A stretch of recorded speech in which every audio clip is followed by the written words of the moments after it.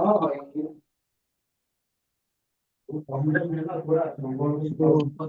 देखो, अभी का जो अभी जो हम डिस्कस करने वाले हैं, मैं बता देता हूँ स्टार्टिंग से एंड तक क्या रहेगा। जिनका प्रीलिम्स क्लियर नहीं हुआ है उनके लिए लास्ट में कुछ है। ठीक है, वेट करो। जिनका मेंस क्लियर प्रीलिम्स क्लियर हुआ है उनके लिए पहले बता देता हूँ कि क्या क्या कभी से करना है और कैसे क्या चीज़ नहीं करना है। देखो, तुम ये चीज़ जानते हो, ठीक है, लेकिन जान रहे हो, सुन रहे हो, टॉपर भी तुम्हें बताए हैं, और तीन चार बार और सुन लोगे प्रिपरेशन के थ्रू आउट द प्रिपरेशन में। लेकिन जो बेसिक कोर पार्ट है, कुछ चीज होता है कि तुम चलो माफ है तुम्हारे लिए कि गलती की है तो चलेगा, वो मैनेज किया जा सकता आखिरी के 15 दिन में। लेकिन कुछ चीज अभी से जो इग्नोर नहीं किया जा सकता, आखिरी के 15 दिन में या महीना भर में तुम मैनेज नहीं कर पाओगे उन चीजों को। ठीक है, तो मैं अज्यूम कर रहा हूँ कि यहाँ पे दो तरीके के स्टूडेंट हैं। पहला, जो इससे पहले कभी मेंस के लिए प्रिपेयर नहीं किए हैं। दूसरा, जो दो तीन मेंस लिख के बैठे हुए हैं। ठीक है, दो तीन मेंस लिख के बैठे हुए हैं। और दूसरा कैटेगरी में तो बताया जिनका प्रीलिम्स क्लियर नहीं हुआ है, तो इनके लिए मैं लास्ट में इनको ये करूंगा, टारगेट करूंगा इनको। लेकिन अभी जो लोग ये इस पोजीशन में है, पहले मैं उनके लिए बता देता हूँ। ठीक, तुम्हारा ओपीएससी का जीएस ऑप्शनल, ठीक है, ये गेम चेंजर है। ये गेम चेंजर इसलिए कि तुम्हारा रैंक अच्छा है या खराब, ये ऑप्शनल डिसाइड करेगा। ठीक है, बहुत हद तक ऑप्शनल डिसाइड करता है, क्योंकि इसमें मार्क्स का जो डिफरेंस होता है ना टॉपर लोग का, वो कोई कोई 220 लाया है, कोई 300 लाया है, तो यहाँ पे स्कोप है 80 मार्क्स का डिफरेंस। ठीक है, लेकिन जीएस में उतना देखने को नहीं मिलता है। नॉर्मली हर कोई 100 से ऊपर ही रहता है जो भी रैंक लाए रहते हैं, और जो हाईएस्ट रहता है 20 नंबर में, एक एक पेपर में 20 नंबर का डिफरेंस रहता है। ठीक, अगर दो पेपर देख लिया जाए तो 40 नंबर का डिफरेंस एवरेजली इतना ही रेंज रहता है। लेकिन यहाँ पे ऑप्शनल में क्या है ना, बहुत बड़ा अच्छा अच्छा टॉपर लोग जो जीएस में बहुत अच्छा किए रहते हैं, ऑप्शनल में ब्लंडर कर देते हैं, बहुत बड़ा ब्लंडर कर देते हैं, तो रैंक लिस्ट से ही बाहर हो जाते हैं। ठीक है, बहुत हुआ कि रैंक लिस्ट से बाहर हो जाएंगे, अगर रैंक में आ भी जाते हैं तो फिर वही लास्ट वाला पोस्ट मिलेगा, लास्ट कुछ जो जो चॉइस में उनका डिजायर पोस्ट नहीं, वो नहीं मिलता है। ठीक है, तो इसको पूरा डीप डाउन में अपना ब्रेन में इम्बाइब कर लो कि ऑप्शनल इक्वली इंपॉर्टेंट है और जीएस भी इंपॉर्टेंट है, क्योंकि यहाँ पे तुम्हारा जीएस इंक्लूडिंग ऐसे के साथ 1250 मार्क्स का तुम्हारा लड़ाई है, और यहाँ पे 500 मार्क्स का लड़ाई है। लेकिन यहाँ पे इसलिए एडवांटेज डिसएडवांटेज ज्यादा है गैप, क्योंकि यहाँ पे मार्किंग में बहुत ज्यादा चेंज देखने को मिलता है गैप। ठीक है, इसलिए इंपॉर्टेंट ये भी है। अब पहले बताता हूँ जीएस के बारे में। जीएस के बारे में बताता हूँ क्या। अ, अभी से मेक श्योर करना है तुम्हारे पास नोट्स है। ठीक है, तो कुछ पहला 45 दिन ले लो, लेकिन पूरा नोट्स, या 50 दिन में ले लो, लेकिन पूरा नोट्स तुमको रिवाइज करना है। पूरा नोट्स जो भी तुम बनाए हो अभी तक, जो भी तुम्हारा प्रिपरेशन था, दो तीन मैथ्स दे चुके हो, नोट्स है तो नोट्स को रिवाइज करो। पूरा अच्छे से रिवाइज करना है, 45 दिन 50 दिन जो भी है। ठीक है, क्योंकि सेकंड साइकिल जो तुम्हारा स्टार्ट होगा, वो 50 दिन के बाद से फिर एक राउंड लेना, जहाँ पे 25 दिन के आसपास तुमको लगेगा पूरा फिर से नोट्स को रिवाइज कर देने के लिए। ठीक है, फिर जो लास्ट लैप होगा, जो 10 दिन का हो या 7 दिन का हो, उसमें पूरा 7 दिन में तुम्हें पूरा सिलेबस तीसरी बार रिवाइज करना रहता है। ठीक है, ये आ जाएगा, ये तुम्हारा तुमको प्रोसेस में हो तो तुमको ये चीज आ ही जाएगा, डेवलप हो ही जाएगा। तुम जैसे रियलाइज किए हो कि लक्ष्मीकांत जब तुम पहली बार पढ़े थे, और फिर प्रीलिम से 2 दिन पहले पढ़ते हो लक्ष्मीकांत, दोनों में जमीन आसमान का फर्क होता है। तुम एक दिन पर लक्ष्मीकांत पढ़ने की कैपेसिटी डेवलप कर लेते हो, तो वही ये 80 डेज 85 डेज जो भी है, उसी हिसाब से तुमको एज्यूम करना है कि पहला जो मेरा प्रिपरेशन होना चाहिए, जीएस 1, जीएस 2, जीएस 3 और जीएस 4 का मेरे पास नोट्स होना चाहिए। ठीक है, नोट्स नहीं है तो बनाने नहीं बैठना है। अगर बनाओगे तो ये अटेम्प्ट भूल जाओ। ठीक है, नोट्स बनाना बहुत हेक्टिक काम है, टफ काम है, टाइम लगता है। ठीक है, नोट्स नहीं है, बना नहीं बैठना है। फिर तुम जितना ज्यादा हो सके चैट जीपीटी यूज कर लो, कोई कोई मटेरियल उठा लो, कंटेंट उठा लो, समझ आता है। लेकिन नोट्स बनाने बैठोगे ऑप्शनल का या जीएस का, तो फिर तुम अपने आप को अगला अटेम्प्ट के लिए रेडी कर रहे हो, फिर इस अटेम्प्ट में तो तुम्हारा कुछ नहीं हो सकता। रियलिटी बता रहा हूँ मैं। बहुत लोग अपना एक एक अटेम्प्ट बर्बाद करते हैं, खुद को दिलासा देते हैं कि मेहनत तो किया था लेकिन रैंक नहीं आया। ठीक है, वो मेहनत तुम गलत समय पे कर रहे हो और गलत चीज कर रहे हो मेहनत। ठीक है, नोट्स बहुत इंपॉर्टेंट है इस प्रिपरेशन में 85 डेज में। जो लोग पहली बार मेंस लिख रहे हैं उनको तो ये स्ट्रिक्टली कह रहा हूँ, क्योंकि जो दूसरी तीसरी बार लिखते रहते हैं वो बहुत कुछ समझ के रहते हैं, बहुत कुछ कलेक्शन हो गया रहता है उनके पास। मान के चलो कि 60% भी उनके पास नोट्स रेडी है, तो 40% वो आसपास मैनेज कर लेंगे। ठीक है, 20% मैनेज कर लेंगे, 20% चांसेस कम है कि उस 20% से क्वेश्चन आ ही जाएगा बोल के। ठीक है, और सेकंड चीज, प्रिपरेशन का जो मोड है, तुम्हें कोई बता नहीं रहा है, लेकिन 70% खेल जो है मेमोराइज करने का ही है। ठीक है, सारा इंटेलेक्चुअलिज्म जो है तुम्हारा, कि आईएएस सिविल सर्वेंट हो, सब कुछ सोचना पड़ता है एनालिटिकली दिस दैट, वो सब एक जगह। लेकिन तुमको कोई बता नहीं रहा है कि इसको मेमोराइज करने का भी चीज है यहाँ पे। और जो 30% जो रह गया, वहां पे तुम क्रिएटिविटी दिखा सकते हो। ठीक है, क्रिएटिविटी इन द सेंस कि तुमको बहुत कुछ नहीं आते रहेगा, लेकिन तुम अपना क्रिएटिविटी से अपना जो तुम स्किल डेवलप किए हो, उसको तुम अप्लाई करके तुम आंसर कंप्लीट कर सकते हो, ऐसा कि बाकियों से बेहतर हो सकते हो। ठीक है, दौड़ना है रेस, लेकिन बाकियों से अच्छा, ऐसा नहीं कि मैंने चीता चीता को भी पीछे कर देना है। बाकियों से जो लोग compete कर रहे हैं उनसे बेहतर लिख सकते हो। तो 30% क्रिएटिविटी का या फिर जो कह लो प्रेजेंस ऑफ माइंड का रोल है, लेकिन 70% को तुमको इग्नोर नहीं करना है। यहाँ से तुमको हर कोई अपना बेस्ट दे के आता है इस 70% वाला पार्ट में, क्योंकि जो लोग लाते हैं रैंक, वो बहुत सारी चीजों को मेमोराइज करके जाते हैं। तो अभी से तुम्हारा माइंडसेट अगर ऐसा है कि मैं मेमोराइज नहीं करूंगा, मैं तो लॉजिकली समझ जाता हूँ तो मेरा हो जाता है, ठीक है, तो ये सब तुमको कोई मिसगाइड कर दे रहा है। ठीक है, उतना स्कोप यहीं पे है, क्रिएटिविटी वाले पार्ट में ही है, कि तुम वहां पे पढ़ लिए हो, कभी कॉन्टेक्स्ट में सुने थे एडिटोरियल में, और आराम से पॉइंट जनरेट कर लिए एग्जाम हॉल के अंदर में। एग्जाम हॉल के अंदर में ये क्रिएटिव वाला पार्ट 30% ही रोल प्ले करता है, 30-20% के आसपास रेंज होगा, लेकिन 70% पार्ट तुमको रटा हुआ जाना चाहिए वहाँ पे एग्जाम हॉल में बैठने से पहले। अगर मैं तुम्हें पूछूं कि तुम क्या लिखोगे, इलेक्टोरल रिफॉर्म में क्या लिखोगे, तो तुम बोल रहे हो कि मैं मेमोराइज नहीं किया हूँ। ठीक है, तुम अगर रेज्यूम कर रहे हो कि मैं मेमोराइज नहीं किया हूँ, इलेक्टोरल रिफॉर्म आएगा तो कुछ भी तो लिख ही दूंगा। ठीक है, फिर तुम वही गेम हार जा रहे हो। ठीक है, इलेक्टोरल रिफॉर्म मतलब तुम्हारे दिमाग में आना चाहिए कि कुछ चीफ इलेक्शन कमिश्नर, कुछ जो कमेटी के नाम है, वो सब तुम्हारे टिप पे होने चाहिए। अगर टिप पे नहीं भी है तो तुम अभी से रेडी करो कि तुम्हारे सिलेबस में यहाँ पे तुम एरो मार्क मार के लिख के रखो। कुछ कमेटी का नाम आएगा अगर इलेक्शन इलेक्शन रिफॉर्म पे, तो मैं उनको वहाँ मेंशन करूंगा। कुछ कोई स्टेटमेंट है, कोई कुछ बोला है, टीएन सेशन बोले हैं या डीवाई कुरैशी बोले हैं, कोई भी बोला है, तुम्हारे नोट्स में वहाँ पे नाम उनका लिखा रहना चाहिए। ठीक है, हर पेपर का अपना टोन है। GS1 GS2 कैसे लिखा जाता है, GS3 कैसे लिखा जाता है, GS4 कैसे लिखा जाता है, इनका लिखने का टेस्ट अलग अलग है। ठीक है, जो भी कुछ GS4 में सिलेबस में लिखा हुआ है, तुम्हारे कॉपी में थ्रू आउट द रिफ्लेक्ट करते रहेगा, उसका एडवांटेज मिलेगा तुमको। जो तुम्हारा जो मार्क ऐड होकर जो फाइनल जो मार्किंग होगा, उसमें तुम्हें दिखेगा कि तुम्हारा मार्क्स ठीक ठाक 120 के आसपास आ रहा है। ठीक है, एवरेजली कह रहा हूँ कि जिस हिसाब से मार्किंग पैटर्न हो रहा है, 120 आइडियल नंबर है। आइडियल नंबर 120 तुम ले आए, 115 120 के आसपास हो सारे पेपर में, फिर तुम एक कोई ना कोई एक रैंक ला रहे हो। ठीक, जैसा अभी पिछले साल का जो तुम्हारा मार्किंग आया है स्कीम, उस सबसे बता रहा हूँ। वैसे GS1 को लिखने का एक अपना टेस्ट है, टेस्ट। ठीक है, TAST वाला टेस्ट, अपना स्टाइल है, उसको पढ़ने वाले को क्या चाहिए, वो GS1 का अपना टोन है। चेक करने वाले क्या चेक कर रहे हैं GS1 में, GS2 का भी वैसे ही अपना टेस्ट है। ठीक, फिर GS3 में देखे कि ड्रास्टिकली बहुत खराब हुआ है इस बार, क्योंकि इसका अपना लिखने का स्टाइल है। तुमको मेक श्योर करना है कि तुम टॉपर का कॉपी पढ़ रहे हो। ठीक है, टॉपर कॉपी इस तरीके से पढ़ रहे हो कि तुमको अवेलेबल हो, मैंने कहीं से भी खोज के लाओ, किसी भी टेलीग्राम ग्रुप में घुसो जहाँ पे टॉपर कॉपी है इस साल का। ठीक है, मैं नहीं कह रहा कि तुम 2022 का टॉपर कॉपी लेके आओ और फिर वहां से एनालाइज करो अपना प्रिपरेशन को, फिर तुम तो फिर गेम ही से बाहर हो गए तुम वहीं पे। 2022 तक 2023 तक गेम अलग था, यहाँ पे गेम पूरा चेंज हुआ है, नियम चेंज हुए हैं गेम के, मार्किंग पैटर्न चेंज हुआ है, क्वेश्चन पूछने का जो तरीका है OPSC का वो भी चेंज हुआ है। तो मेक श्योर करना है कि जो इस साल का टॉपर, अब कैसे पकड़ोगे वो चीज, इस साल का टॉपर का अभी पेपर आ रहा है व्हाइट पेपर में। ठीक है, जितना भी टेस्ट सीरीज तुम एनालाइज कर रहे हो, क्वेश्चन आंसर शीट टॉपर का, वो व्हाइट पेपर में होगा, ऐसा मार्जिन लाइन में, डबल साइड वाले मार्जिन में। ठीक है, जहाँ पे लाइनिंग वाला है, समझना कि तुम पुराना कॉपी एनालाइज कर रहे हो। ठीक, टॉपर का कॉपी बेंचमार्क है कि टेस्ट पकड़ने के लिए, कैसा टेस्ट लिखूंगा तो नंबर आएगा। और मेक श्योर करना है कि जो एग्जाम से कुछ महीना या फिर कह लो कि 15-20 दिन पहले जो लिख रहा होगा टेस्ट, ऐसा नहीं कि तुम स्टार्टिंग का डे 1 का पकड़ रहे हो। हर किसी का डे 1 बहुत खराब रहता है, फिर उसको गाइड किया जाता है, बताया जाता है कि नहीं ऐसा नहीं ऐसा करो। तो तुमको मेक श्योर करना है कि टेस्ट एग्जाम जैसे मान लो कि फरवरी में हुआ था इस बार मेंस, तुमको जनवरी वाला कॉपी चेक करना है। ठीक है, तुम उठा के दिसंबर का नवंबर का कॉपी चेक करोगे तो तुमको वहां से ज्यादा कुछ सीखने को मिलेगा नहीं, उल्टा तुम मिसगाइड भी हो सकता है, चांसेस है कि मिसगाइड हो जाओगे। ठीक है, जनवरी में जो चीज कर रहे थे ट्राई, ठीक है ना, क्योंकि वो खुद खुद भी रिसर्च करते रहे, टॉपर जो होते हैं वो खुद भी रिसर्च करते रहते हैं, उनका भी अपना पर्सनैलिटी रहता है। ऐसा नहीं कि कोई कुछ भी बोल दे रहा है तो मान लेंगे, वो खुद भी रिसर्च करते रहते हैं, और क्या अप्लाई करना है वो यहाँ पे FLT में ट्राई करते रहते हैं इसी टाइम पे। एक महीना बचे रहता है या फिर जो कह लो 15 दिन बचा हुआ है, वो ट्राई करते रहते हैं कि मेरे को D-Day पे परफॉर्म करना है। ठीक है, तो तुमको इस चीज का ध्यान देना है कि मैं टॉपर का कॉपी को रेफर करूँ, और कोई तुम्हें कितना भी ज्ञान दे दे कि नहीं, मैंने टाइम वेस्ट मत करो टॉपर का कॉपी में। मैं कह रहा हूँ कि लास्ट ईयर जिस हिसाब से टॉपर लिखे हैं उस हिसाब से मार्किंग उसको उन लोगों को इस बार मिला है। ठीक है, बहुत इंपॉर्टेंट है ये चीज को पकड़ना। सेकंड चीज है कंटेंट। कंटेंट के लिए बताया कि अपना खुद का नोट्स होना चाहिए।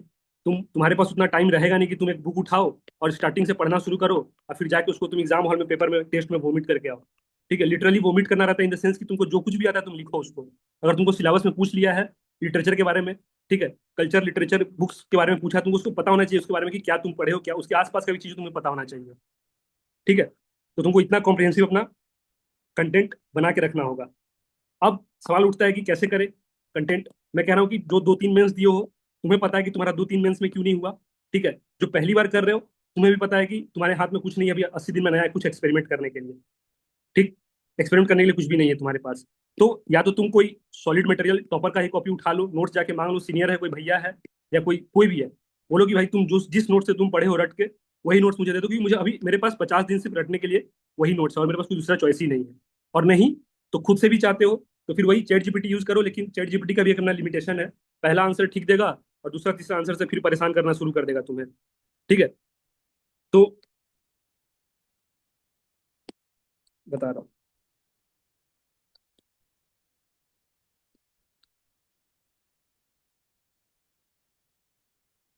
तुम्हारा आइडियल, तुमको बता दे रहा हूँ कि आइडियल कितना टाइम देना है तुमको अभी से। ठीक, एक, अगर आइडियली कोई चाह रहा है कि डेली में जीएस टू पढ़ूं और पैरेलली एक और सब्जेक्ट कोई साथ में रखूं, जीएस वन।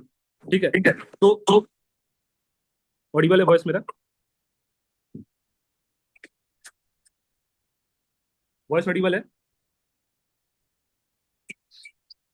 जी सर। Yes sir. हाँ, ठीक है, ठीक है। तो मैं कह रहा हूँ कि अभी आइडियली अभी तुम्हें किस सब्जेक्ट को कितना दिन देना है, तो 26 दिन अप्रोक्स। ठीक है, मैं कह रहा हूँ कि अज्यूमिंग ये कि तुम हर दिन 2.5 घंटा कम से कम तुम सेल्फ स्टडी कर रहे होगे एक सब्जेक्ट को लेकर जीएस के लिए। ठीक, 2.5 घंटा। तो तुमको हर दिन 2.5 घंटा तुम एक टॉपिक सिलेबस का, जैसे पहला सिलेबस का उठाए जीएस टू का, जीएस टू का पहला सिलेबस उठाए, टॉपिक में जो लिखा हुआ है इंडियन कॉन्स्टिट्यूशन करके लिखा हुआ है। ठीक, इसको तुम उठाए, तुमको मेक श्योर करना है कि ये सिलेबस मेरा 2 दिन में खत्म हो जाए। 2 दिन में 2.5 2.5 घंटा बैठ के पढ़ी या पढ़ा और मेरा खत्म हो गया। ठीक, तो ऐसे करके तुम जीएस टू के पूरा आओगे, जीएस टू के ऊपर खुद से पढ़ने बैठोगे। एक बार भी अगर पढ़ने बैठ रहे हो, तुमको कम से कम 26 दिन मिनिमम कह लो, या फिर ठीक है तुम्हारा स्पीड बहुत फास्ट है, रीडिंग स्किल बहुत एक्सेप्शनली वेल है। ठीक है, जो तुम चाहते हो कि जो मैंने चाह रहे हो कि हाँ जो चीज़ मुझे सीखना था सीख लिए हैं, तो फिर तो ही तुमको 22 दिन कम से कम लगेगा, क्योंकि इसमें सब्जेक्ट सिलेबस थोड़ा वास्ट है। ठीक, तो पॉलिटी का अप्रोक्स लगेगा तुम्हें 15 दिन 16 दिन के आसपास, अगर तुम हर दिन 2.5 घंटा एज्यूम कर रहा हूँ कि हर दिन 2.5 घंटा सिर्फ जीएस टू को दे रहे हो, उसमें पॉलिटी को 15 दिन तुम्हें लगेगा। ठीक, वैसे ही तुमको सोशल जस्टिस में अगर तुम 2.5 घंटा दे रहे हो हर दिन सेल्फ स्टडी, और कम से कम 6 दिन लगेगा, मिनिमम कह रहा हूँ 6 दिन, क्योंकि है ही इतना सिलेबस अपना वास्ट। फिर गवर्नेंस आओगे, तो गवर्नेंस में तुम 3 दिन में आराम से कर सकते हो, अगर ठीक से ढंग से पढ़ लिए गवर्नेंस, क्योंकि गवर्नेंस जो है ओवरऑल क्या है ना कि अंडरस्टैंडिंग वाला खेल है गवर्नेंस। ठीक है, यहाँ पे डायमेंशंस बहुत ज्यादा होता है पॉलिटी में, और सोशल जस्टिस में डायमेंशंस बहुत ज्यादा खुलता है। फॉर एग्जाम्पल कि अगर हेल्थ का लिखा मैं, तो हेल्थ में फिर 10 डायमेंशन खुलेगा, 10 चीज पढ़ना है, एजुकेशन का 10 चीज पढ़ना है हमें। वैसे गवर्नेंस में क्या है, 3 4 बहुत ब्रॉडर कीवर्ड है, गुड गवर्नेंस, ई गवर्नेंस, ठीक है, इस टाइप का है, सिटीजन चार्टर, आरटीआई, ये सब कुछ बहुत लिमिटेड चीज है यहाँ पे। ठीक, तो मिनिमम 26 दिन तुमको, मैं कह रहा हूँ कि 25 दिन कह लो, तुमको देना ही पड़ेगा यहाँ पे। अब पैरेलली तुम कह रहे हो कि नहीं मुझे 2 सब्जेक्ट लेके चलना है यहाँ से, जीएस वन भी चलना है पैरेलली लेके। ठीक, तो उसको खत्म करने के लिए भी तुमको अप्रोक्स अप्रोक्स 20 से 25 दिन लगेगा। अगर तुम एक दिन में दो दो सब्जेक्ट लेके चल रहे हो, तो 2.5 2.5 घंटा, एज्यूमिंग कि तुम 2.5 घंटा सेल्फ स्टडी कर रहे हो, तुम्हारे पास नोट्स अपना खुद का है, तो ये तुम्हारा रेंज रहेगा। ठीक है, ये तुम्हारा रेंज है कि मैं बता दे रहा हूँ कि अगर तुम लग रहा है कि तुम इस चीज को नहीं अचीव कर पा रहे हो, तो फिर तुम थोड़ा कहीं तो स्लो हो गए हो तुम। ठीक है, तुम कहीं स्लो हो गए हो, और तुम अपना ज्यादा मन अपना अपना जो इनर स्ट्रेंथ को तुम इंप्रूव नहीं कर रहे हो। ठीक है, फिर आते हैं जीएस टू का बताया कि अप्रोक्स 25 दिन के आसपास तुमको लगेगा पूरा सिलेबस खत्म करने में, उसका एकदम स्टिक टू द सिलेबस जो यहाँ लिखा हुआ है उसके बारे में मुझे पता होना चाहिए। ये यहाँ लिखा हुआ है एसएचजी वुमेन का, एमएसएमई का, मुझे पता होना चाहिए, क्वेश्चन फ्रेम हो रहा है। ठीक है, क्वेश्चन फ्रेम हो रहे हैं यहाँ से। अब आते हैं जीएस फोर का सीधा। ठीक, जीएस फोर में मिला जुला के 8 टॉपिक है, एक उसमें से 8वां जो है केस स्टडीज है, और बाकी ये सब है। ठीक, इतना सिलेबस के इसके सारे डायमेंशन को समझने के लिए अप्रोक्स अप्रोक्स कम से कम तुम डेली पढ़ रहे हो अगर 2.5 से 3 घंटा, तुमको 17 दिन लगेगा, 17 से 18 दिन लगेगा। इसलिए कह रहा हूँ कि केस स्टडीज जो है इसके लिए अलग से कुछ पढ़ना नहीं रहता है। ठीक है, जो भी तुम थ्योरी सीखते हो यहाँ से, जो भी तुम थ्योरी सीखते हो यहाँ से, उसको तुम लिखते हो केस स्टडीज में, और उस बेसिस पे एनालाइज करते हो अपने केस स्टडीज को। जो भी तुम यहाँ से सीखे उसको तुम अप्लाई करते हो अपने केस स्टडीज में। तो तुम अगर अच्छे से सीखे हो 15 दिन 17 दिन एथिक्स, तो तुम्हारा निकल जाना है। ठीक है, तुम्हारा केस स्टडीज भी तुमको स्मूथली तुम्हारा क्लियर हो जाएगा। ठीक है, तो ये तुम्हारा एथिक्स का बता दिया कि अप्रोक्स 15 से 18 दिन का ही सिलेबस है, इसमें जितना बोलते हैं ना कितना बड़ा भास्ट सिलेबस है, तो मेरे हिसाब से सबसे बड़ा सिलेबस जीएस वन लगता है, क्योंकि वो समंदर टाइप है, क्योंकि उसमें उड़ीसा हिस्ट्री, इंडियन हिस्ट्री, फिर वही अनएंडिंग वाला टाइप से है, इतना बहुत ज्यादा है सिलेबस वास्ट। तो उसको कैसे स्मार्टली टेकल करना है जीएस वन को, कि पिछले 3 बार से ओपीएससी क्या कर रहा है कि ये वाला पार्ट पे तो फोकस कर रहा है, उड़ीसा वाला पार्ट पे तो फोकस कर रहा है, पूरा अच्छे से कर रहा है। ठीक, और लास्ट ईयर तो ऐसा किया कि 130 मार्क्स का पूछ लिया पूरा इन्हीं दोनों से, सिर्फ इन्हीं इन्हीं टॉपिक से 130 मार्क्स का पूछ लिया। ठीक है, जो कि बहुत होता है, जो कि बहुत होता है। ठीक है, ज्योग्राफी से एक दो क्वेश्चन पूछ रहा है, प्लस वैसे ही तुम्हारा सोसाइटी से लास्ट ईयर एक ही क्वेश्चन भी नहीं पूछा हो, इनडायरेक्टली एक ही क्वेश्चन था सोसाइटी का। ठीक, ज्यादा क्वेश्चन यहाँ से पूछा, इन पार्ट से ज्यादा पूछा क्वेश्चन GS1 में। अब ये है पूरा समंदर, ओशियन है, कितना भी पढ़ तुमको लगेगा कि मैं कुछ नहीं पढ़ा हूँ, कम ही आ रहा है। तो यहाँ पे ध्यान क्या रखना है कि पहला चीज, सिलेबस को पूरा स्टिक होना है, एक एक कीवर्ड यहाँ पे, अगर यहाँ पे लिख दिया है गंगास गजपतिस, तो पूरा इसके बारे में इंट्रो बॉडी कंफ्यूजन के फॉर्मेट में नोट्स होना चाहिए। ठीक है, अगर तुम सोच रहे हो कि मैं अभी कोई बुक उठा लेता हूँ, इसके ऊपर उड़ीसा का कोई जो फेमस हिस्ट्री का बुक है उठा के पढ़ना शुरू कर रहा हूँ, तो फिर तुम ये अटेम्प्ट के बारे में सोच नहीं रहे हो, तो फिर तुम अगला प्रीलिम्स के बारे में सोच रहे हो या मेंस के बारे में सोच रहे हो। ये सब बदमाशी नहीं करना है। इंट्रो में क्या लिखना है, अगर गंगाज डायनेस्टी के बारे में आया या गजपति के बारे में आया, क्या लिखना है इंट्रो में, कितना डायमेंशन में पूछ सकता है इस डायनेस्टी के बारे में, डायनेस्टी के बारे में क्या ही पूछता है कि डिक्लाइन पूछेगा, उसका उसका इमरजेंस पूछेगा, उसका सिग्निफिकेंस पूछेगा, सिग्निफिकेंस में क्या कल्चरल, लिटरेचर और पॉलिटिकल, इतना डायमेंशन खुलता है इसका।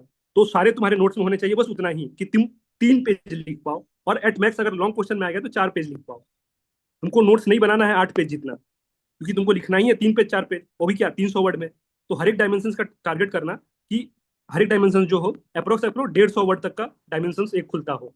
150 वर्ड कहने का मतलब कि मुश्किल से 2 पेज।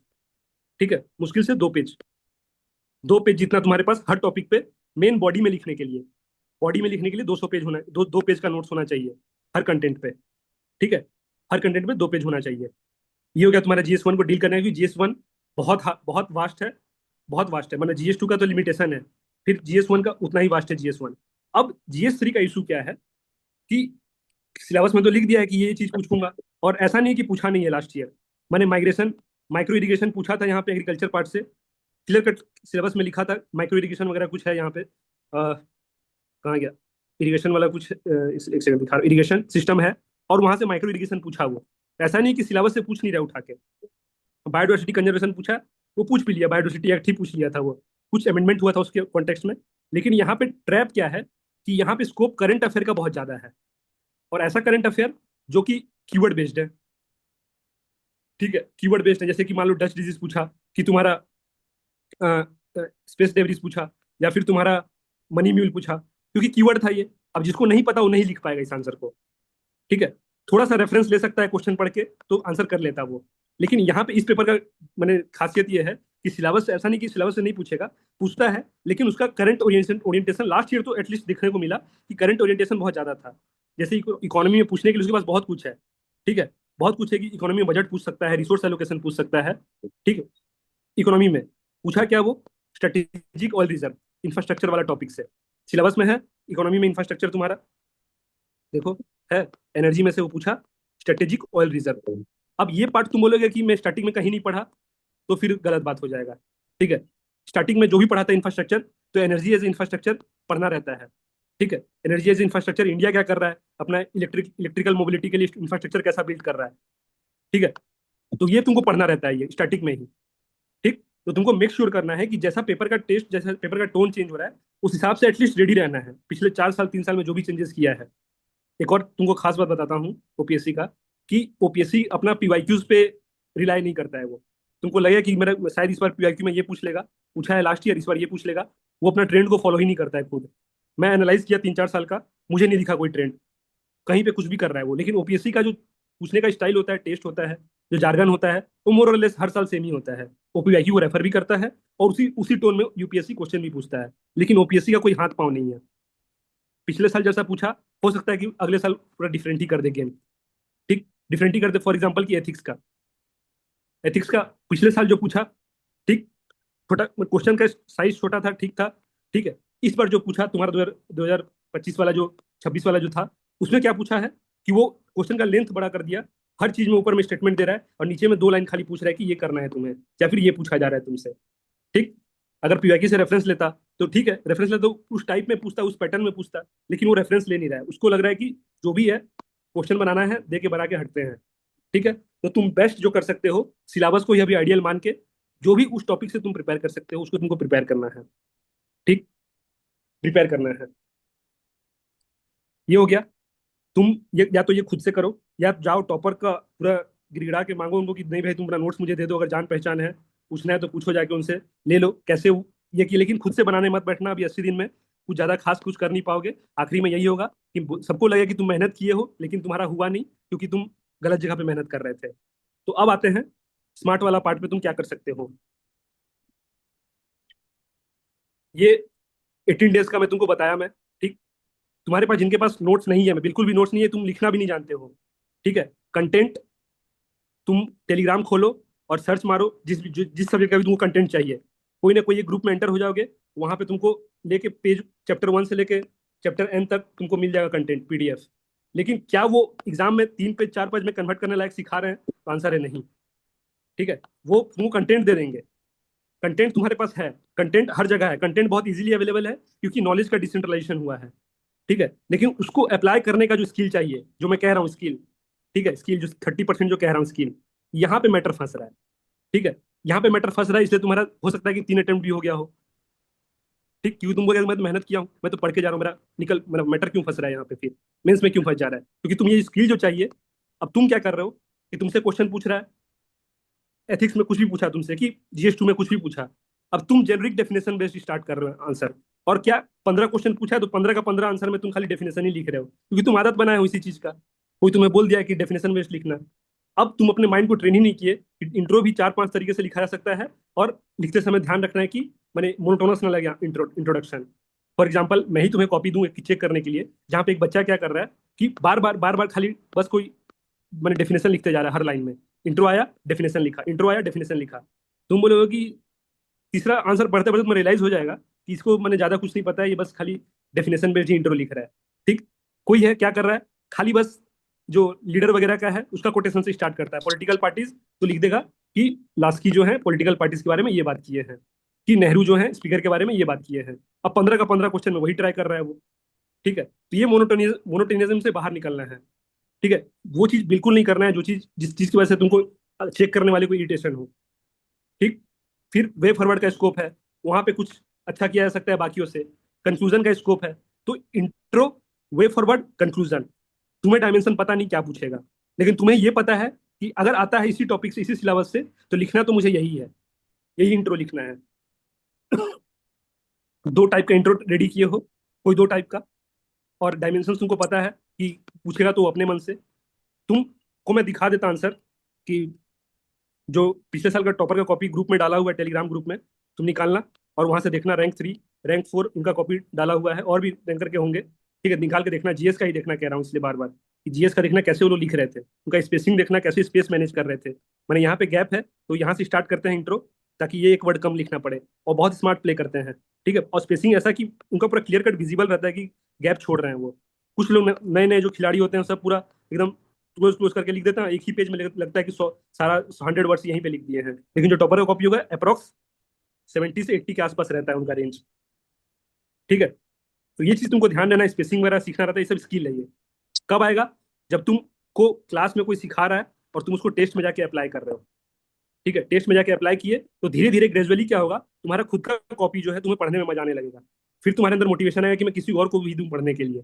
स्टार्टिंग में तुम बेशक झिझक होगा कि नहीं मैं खुद इतना गंदा लिखाऊं कि मैं किसी को क्या ही दिखाऊं, लेकिन जब तुम स्टार्टिंग धीरे धीरे कुछ इनकलकेट कर रहे हो और अप्लाई कर रहे हो, तुम्हें खुद लगेगा कि मैं किसी और से भी दिखा दूं, कि वो बताए कि क्या इंप्रूव करना है, कि देखो कैसा लिख रहा हूँ, ठीक है। वो चीज धीरे धीरे आना है। और टेस्ट लिखना इसलिए बहुत इंपॉर्टेंट पार्ट होता है कि पहला स्टेज में तुम्हारा रीडिंग स्किल चेक हो गया है, तुम गुड रीडर थे, कम समय में ज्यादा चीज पढ़ पाते, इसलिए तुम प्रीलिम्स क्लियर किए हो। एग्जाम हॉल में भी 100 क्वेश्चन पढ़ना अपने आप में बहुत बड़ा चैलेंज होता है, ठीक है। रीडिंग स्किल अच्छा था बोल के तुम प्रीलिम्स क्लियर करके बैठे हो, ठीक। यहाँ पे राइटिंग स्किल चेक होना है। अब तुम जाके एनरोल कर लोगे अपने को स्पीकिंग कोर्स में, तो फिर वही बात है, मेहनत तो कर रहे हो लेकिन गलत जगह मेहनत कर रहे हो। तो यहाँ पे राइटिंग वाला पार्ट बहुत इंपॉर्टेंट है। जो अपना स्कूल डेज में सीखे हैं बहुत अच्छा राइटिंग स्किल डेवलप कर लिए हैं, तो उनका तो इनहेरेंट टैलेंट टाइप से मान के चलो, लेकिन जिनका नहीं है उनको लिखना पड़ेगा। कोई तुम्हें कह रहा है कि मैं तो एक ही टेस्ट लिखा था फिर जाके सीधा एग्जाम हॉल में लिख दिया, तो फिर उसका इनहेरेंट टैलेंट मान के तुम अज्यूम करो। तुम्हारे अंदर है कि नहीं वो चीज, तुम जाके पहले टेस्ट लिखो, ठीक है। तुम जाके टेस्ट लिखो। अब आते हैं, वैसे ही तुमको बता दिया कि 23 डेज का अप्रोक्स जीएस 3 का सिलेबस है, जहाँ पे तुम 2.5 3 घंटा खुद से पढ़े और कंटेंट सॉलिड है, तो तुम रिवाइज कर ले जाओगे 23 दिन में, अप्रोक्स 23 दिन में कह रहा हूँ अप्रोक्स, ठीक है। सिलेबस जिस हिसाब से है, जितना जितना भी बड़ा हो, लेकिन इतना दिन में खत्म किया जा सकता है अगर तुम आइडियली चले तो। वैसे ही तुम्हारा GS1 का है भास्ट, लेकिन मैं बता दिया करना क्या है। यहाँ पे ज्यादा तिकड़मबाजी नहीं लगाना है कि उठा के अलग अलग बुक उठा के और अलग अलग चीज पढ़े जा रहे हैं वक्त, फिर तो तुम्हारा फिर ऑप्शनल भी तुम्हारा कॉम्प्रोमाइज हो जाएगा। जाहिर सी बात है ऑप्शनल कॉम्प्रोमाइज हो जाएगा तुम्हारा। फिर आखिरी में तुम्हारा लैंग्वेज पेपर भी है, जो अलग से तुम्हारा बर्डन सम है, इंग्लिश भी और उड़िया भी अलग से बर्डन है, उसका भी अलग है। कुछ लास्ट ईयर के ही स्टूडेंट थे, उनका कट ऑफ से 100 नंबर आगे हैं वो, ठीक है। लेकिन कट ऑफ से 100 नंबर आगे हैं, लेकिन कोई एक लैंग्वेज पेपर में उनको लटका दिया है, या तो इंग्लिश या तो उड़िया। समझ के देखो कैसा उनका फीलिंग होगा कि वो रैंक में थे। वो अगर इंटरव्यू में खाली बैठ जाते और 110 नंबर भी आता उनको तो वो रैंक लेके आ जाते वो, लेकिन उनको लैंग्वेज पेपर में भी लटका दिया है।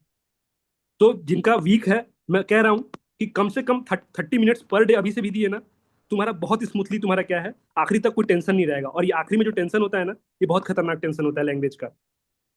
जिनका भी लैंग्वेज का इश्यूज है, फिर से कह रहा हूँ कि तुम अभी से ध्यान रखो कि 30 मिनट्स कम से कम, अगर राइटिंग प्रैक्टिस में अगर कोई इश्यूज है, कि स्पीकिंग मैंने सॉरी लिखने में कोई इशू है, पढ़ने में इशू है, अभी से शुरू करो इसको। 30 मिनट्स डेली देना है। सुबह में जैसे सीसेट होता है जी प्रीलिम्स में, कोई वैल्यू नहीं करता, वैसे यहाँ पे लैंग्वेज पेपर भी कोई वैल्यू नहीं करता है। हालांकि ये सेक्शनली कट ऑफ क्लियर करना है यहाँ पे। तो जो तूफानी कर किए रहते हैं प्रीलिम्स में, और गलती से मान लो प्रीलिम्स क्लियर भी कर लिए, तो यहाँ पे जाके लटक जाएंगे लैंग्वेज पेपर के चक्कर में, ठीक है। तो बहुत सावधानी से सीरियसली लेना है कि ऐसा गलती ना हो जाए कि मौका देना ही नहीं है अगला आदमी को कि मेरे मेरे को फेल करे। अब तुम बोलोगे मैं तो लिखा तो था, फेल कर दिया। अरे भाई, अगर 1% भी स्कोप था फेल करने का तो कर दिया वो, ठीक है, कर दिया वो मैं कह रहा हूँ वो 1% भी नहीं देना है मौका उसको। तुम ऐसा लिखो कि उसको लगे कि हाँ तुम हो पास होने लायक हो, तो तुम पास हो रहे हो, ठीक है। मैं लास्ट मंथ में बैठा था, फिर से ओपन सेशन में था लास्ट मंथ में, तो मैं दिखा रहा था ये चीज, और यूट्यूब में भी वीडियोस पड़ा हुआ है GS मेंस क्वालिफायर का। मैं कह रहा था कि 26 दिन में तुम्हारा मैं 15 दिन पॉलिटी, सोशल जस्टिस 6, गवर्नेंस 5, और तुम्हारा GS2 क्लोज कहानी। आज 1 महीना के आसपास हो गया है। 13 13 14 तारीख को बैठे थे, और वैसे ही आज भी वही 13 14 तारीख को बैठे हैं आज भी। ये जो कोर्स चल रहा है, 16 पॉलिटी क्लास एक एक्स्ट्रा इसलिए बढ़ा कि करंट अफेयर वगैरह जो टॉपिक था एक्स्ट्रा डिस्कस कराया बोल के, पॉलिटी का 16 क्लास चला गया। सोशल जस्टिस में भी एक क्लास एक्स्ट्रा होता, लेकिन लास्ट 2 3 क्लास को लंबा करके मैं 6 क्लास में ही निपटाया हूँ, ठीक है। क्लास चल रहा है, ठीक। तो अब अभी जो बच्चे बैठे हुए हैं उनका बस ये वो यहाँ पे हैं। आज आज खत्म हुआ है क्लास 3 गवर्नेंस का, ठीक है, गवर्नेंस का क्लास 3 खत्म हुआ है, और यहाँ पे हैं वो, और 2 क्लास में उनका GS2 खत्म हो जाना है। बीच में 2 3 दिन तुम्हारा फेलिसिटेशन का जो फंक्शंस वगैरह था उसमें ये हो गया, नहीं तो यहाँ पे हैं आज बच्चे। तीसरा क्लास कर चुके हैं गवर्नेंस का। अब ये चीज लास्ट ईयर भी यही कोर्स चला था मेंस का, और जो रैंकर थे, रैंक 4, 76, 154, जो लोग GS में एनरोल किए थे ये रैंकर थे, कह रहा हूँ। इंटरव्यू में जाने वाले भी थे, ठीक है, इंटरव्यू में जाने वाले थे, और उनका इंटरव्यू में नहीं हुआ। कारण कुछ भी हो सकता है, ठीक है, ऑप्शनल भी कारण हो सकता है, इंटरव्यू भी कारण हो सकता है, लेकिन GS में स्कोर अच्छा किया मुझे ये मालूम है, ठीक है। मैं बस मेक श्योर करना चाह रहा था कि GS में अच्छा किए हैं कि नहीं, ठीक है, GS में अच्छा स्कोर किए हैं।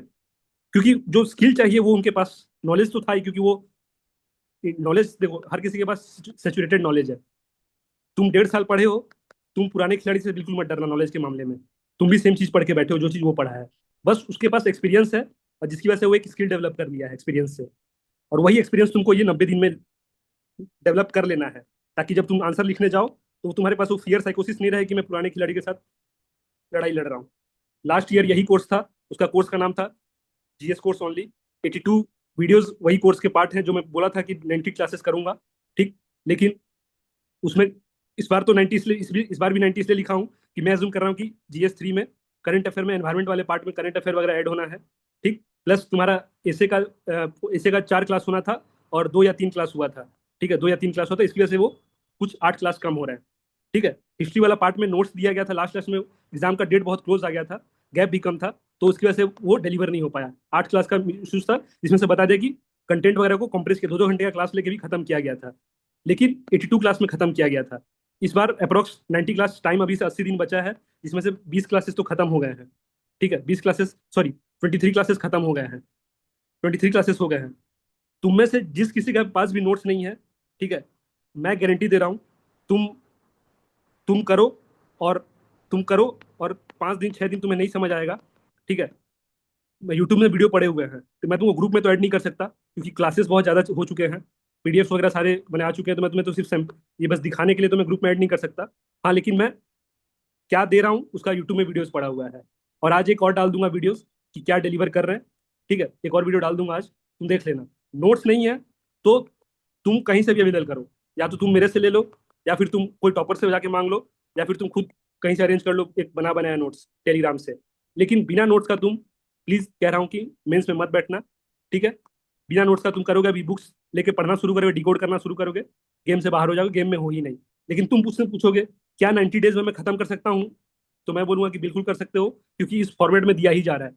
3 पेज नहीं तो 4 पेज, आंसर इतना ही तक सोचना है। अगर स्पीकर आया तो 3 पेज जितना लिखने होना चाहिए। पार्लियामेंट्री स्टैंडिंग कमेटी आया तो मेरे पास 3 पेज नहीं तो 4 पेज लिखने जितना होना चाहिए।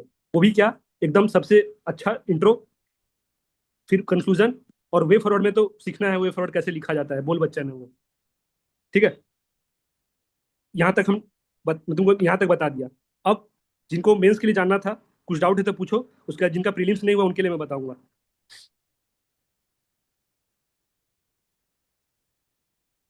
किसी का कुछ डाउट है?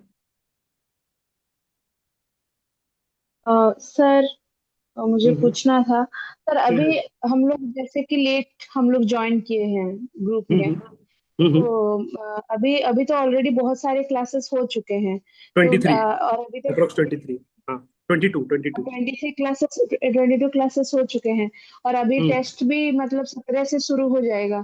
तो हाँ हाँ, सर, क्या हम लोग मतलब ऐसे वो सारा प्रेफर करके भी देख कर सकते हैं ना सर?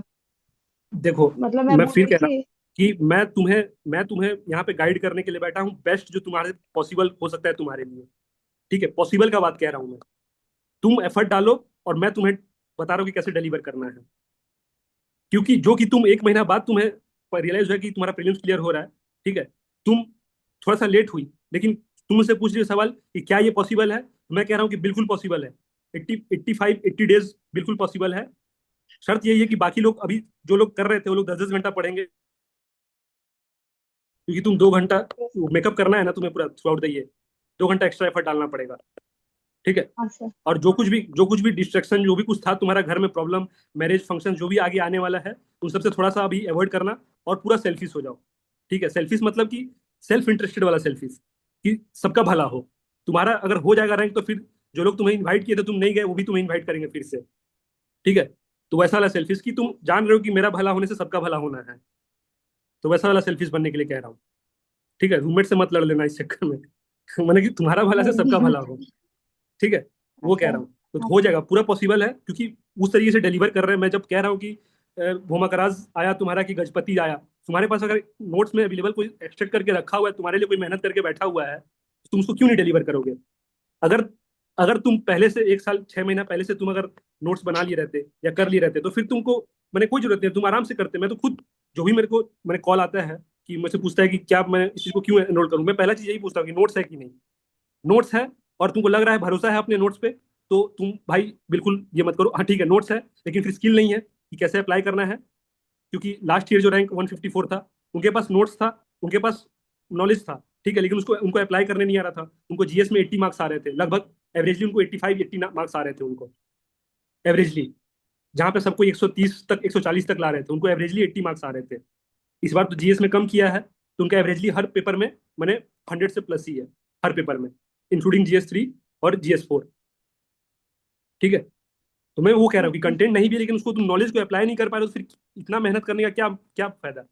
और तुम घर में तो समझा नहीं पाओगे ना पेरेंट्स को कि मेहनत तो किया था लेकिन रैंक नहीं आया। ठीक है, घर वाले को एक ही भाषा समझ आता है, सक्सेस। वो तुम्हारी तरह मैंने प्रिविलेज नहीं थे कि उनको कोई इतना रिसोर्सेस पैसा अवेलेबल करा के उनको कोई कोचिंग भेजा होगा या फिर पढ़ाया होगा।